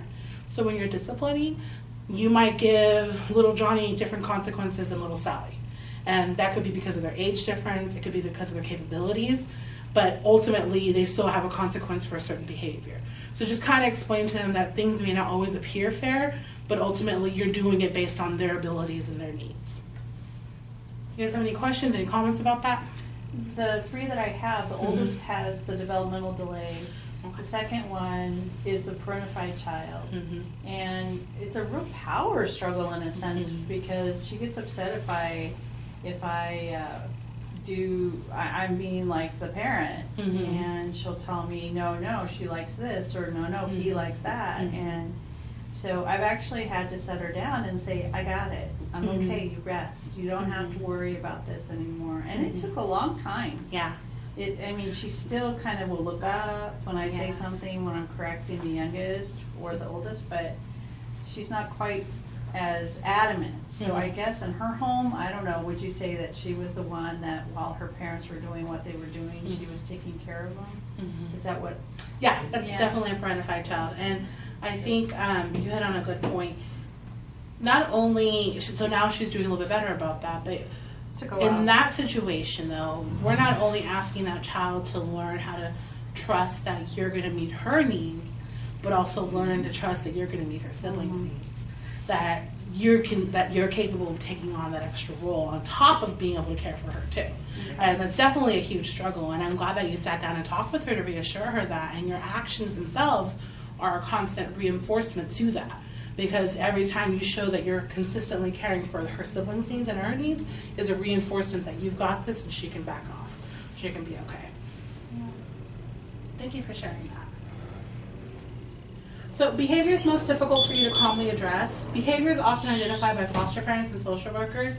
These tend to be the ones that everybody seems to have a very hard time addressing. Tantrums, I know that was one of your hotbutton issues. Like we said, a lot about things about tantrum is one, deciphering between the two. Is it an upstairs tantrum or is it a downstairs tantrum? With the tantrums, it was a downstairs tantrum, so recognizing what could you have done differently to prevent it from happening.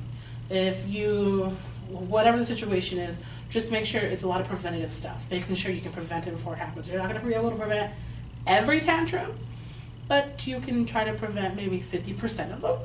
That might be a little easier. So we'll have to look into that, but ultimately it's prevention. And then with the upstairs tantrum, like we talked about earlier, if it's one that they're using to try to get their way in that manner and you recognize that, provide consequences. If the behavior doesn't stop, follow through with the consequences. And that's the really important part. And then, you know, if they want to talk about it afterwards, you can. Give them alternatives. Let them learn from that. What could you have done differently? So just giving them the opportunity to learn a different behavior instead of utilizing that tantrum mechanism. Bedwetting. With bedwetting and accidents, obviously depending on age, if they're being potty trained, it's going to happen. It's part of the development. If it's an older kid who already should have been potty trained, let's say 11 or 12, then we got to rule out a medical issue. So definitely need to get a medical exam. Because we want to make sure that the reason that they're bedwetting isn't because they have a medical issue that was never tended to. So once you get the medical exam done and they say everything's okay, and if bedwetting continues to be an issue, then we got to look at what other stuff's going on. Is there trauma involved? Is there some other factors? Is it a control thing? You could also look at talking to the therapist if they have a therapist, or maybe even looking into getting an assessment for therapy. So those are things that you would consider first before you start jumping into the actual behavior correction and consequences. Lying, we talked about it earlier. Lying is very difficult because it could be their way to fit in, their way to be accepted. It could be their way that they've learned to survive in their life.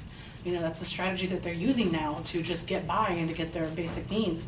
But they don't need it anymore. But we gotta get them to feel safe enough to where they don't need it anymore. And then give them another strategy instead. Giving orders and trying to be in charge. Parentified children do that. A lot of times this is a sense of control, wanting to have some type of control in their life. So they may give orders and be in charge in that manner. Children who are in foster care obviously didn't choose to be there. They had no control in that situation. And they may have came from chaotic backgrounds as well. So if we can somehow give them choices, allowing them to feel that sense of control, that they get to choose on certain decisions. Also, if there's even some type of responsibility they can have in the home, that they get to choose every time, they can make a menu for, depending on their age, make a menu for the food for the week. And you pre-approve it. Something that gives them some sense of control. I've worked with a trainer before who he himself was in foster care. And he had explained that he was having a really hard time in foster care the whole time, was really defined, bouncing from place to place, group home to group home, constantly everywhere. But then when he realized he had gotten to be captain of the football team, and when he got that sense of control as captain of the football team, his behaviors drastically dropped. He felt now that was the need that he had to get met, was the need for control. So when he was captain of the football team, everything else, now he was willing to do whatever he could to make sure to keep that because it meant so much to him. So you got to think, what other ways can we give control to our kids? Within reason, always within reason. Being physically aggressive without provocation. A lot of times, if you don't, there was a reason for it. Provocation didn't happen. There was a provocation. We just don't know yet. That's asking questions, finding out what happened. An example I've heard before was there was a kid at a daycare who had bit a child's finger to the point of the bone. And they're like, we don't know what happened. He bit him. We don't know why. There was no reason for it. No provocation.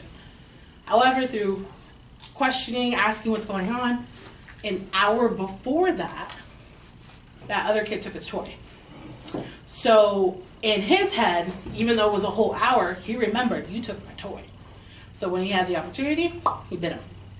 And that was the way he knew how to deal with what had happened to him. That's the way he was able to express himself. But there was provocation. It wasn't out of nowhere. There was something that led to it. Even though it was a whole hour before, he still remembered that. So asking questions, finding out what happened, what prompted that, what perceived threat did they see that they had to be that way, those are the things that we need to do. It's like investigating what happened. And I think another one too with the bedwetting is I had a little girl, and she was about 9 or 10, and she would bedwet. And so, you know, first I tried not giving her anything to drink past a certain time. I'm like, okay, well maybe you're just drinking too much water after 7 o'clock. Yeah. So try that. Didn't work. Failed. So I'm like, okay, back to the drawing board. You know, as far as medical, no, they ruled out medical issues. You know, therapists didn't really know what's going on. And so I just took it upon myself to have a conversation with her. Yeah. And she told me that at her last foster home, that she would purposely urinate on herself because her foster dad was molesting her. There you go. So having a conversation with the kid to find out what's going on. I mean, that bedwetting is associated with sexual abuse too. You can see that as being one of the behaviors, and obviously in that situation it was very scary for her, and that was her way of a deterrent from that happening. It was a coping mechanism, a strategy she used to protect herself, to feel safe. And it's kind of hard to let go of that if that's the only way that you feel safe. So I'm glad that you're able to talk with her. That's awesome that you were able to do that and get that information. And it's just working, knowing that, how can we work to curb this behavior now? How can we give you the need, how can we meet your need to feel safe in your home, in your bed, so that you don't have to do this anymore? So also, like, sometimes kids are scared of the dark or the hallway. Maybe stuff has happened when they walked down the hallway when they were younger, and so they don't even want to get up to go to the bathroom. So having that conversation with them makes a big difference. If they're willing to talk with you, talk with them. Find out what their story is. Okay. So any questions? So that's pretty much it for today, but if you guys have any questions, anything you want to add, you know, for those online, we're going to have a questionnaire for you available afterwards to complete in regards to the things that were discussed during the training, just to make sure you're paying attention the whole time. We also offer additional supportive services. I think I've said that quite a few times already. I'm going to say it one more time. Support groups on Mondays. We have coffee connections the first Friday of every month for English, second Friday for Spanish. We also have the MS open house. So anytime you guys have any questions, you can give us a call. If you're dealing with a particular behavior, we're here to help you. Also, coaching. Vicki, she does that, our CEO, and some of the other therapists can do one-on-one coaching too if that's something that you need for your family as well. And that's it. So thank you for joining me. Have a good day.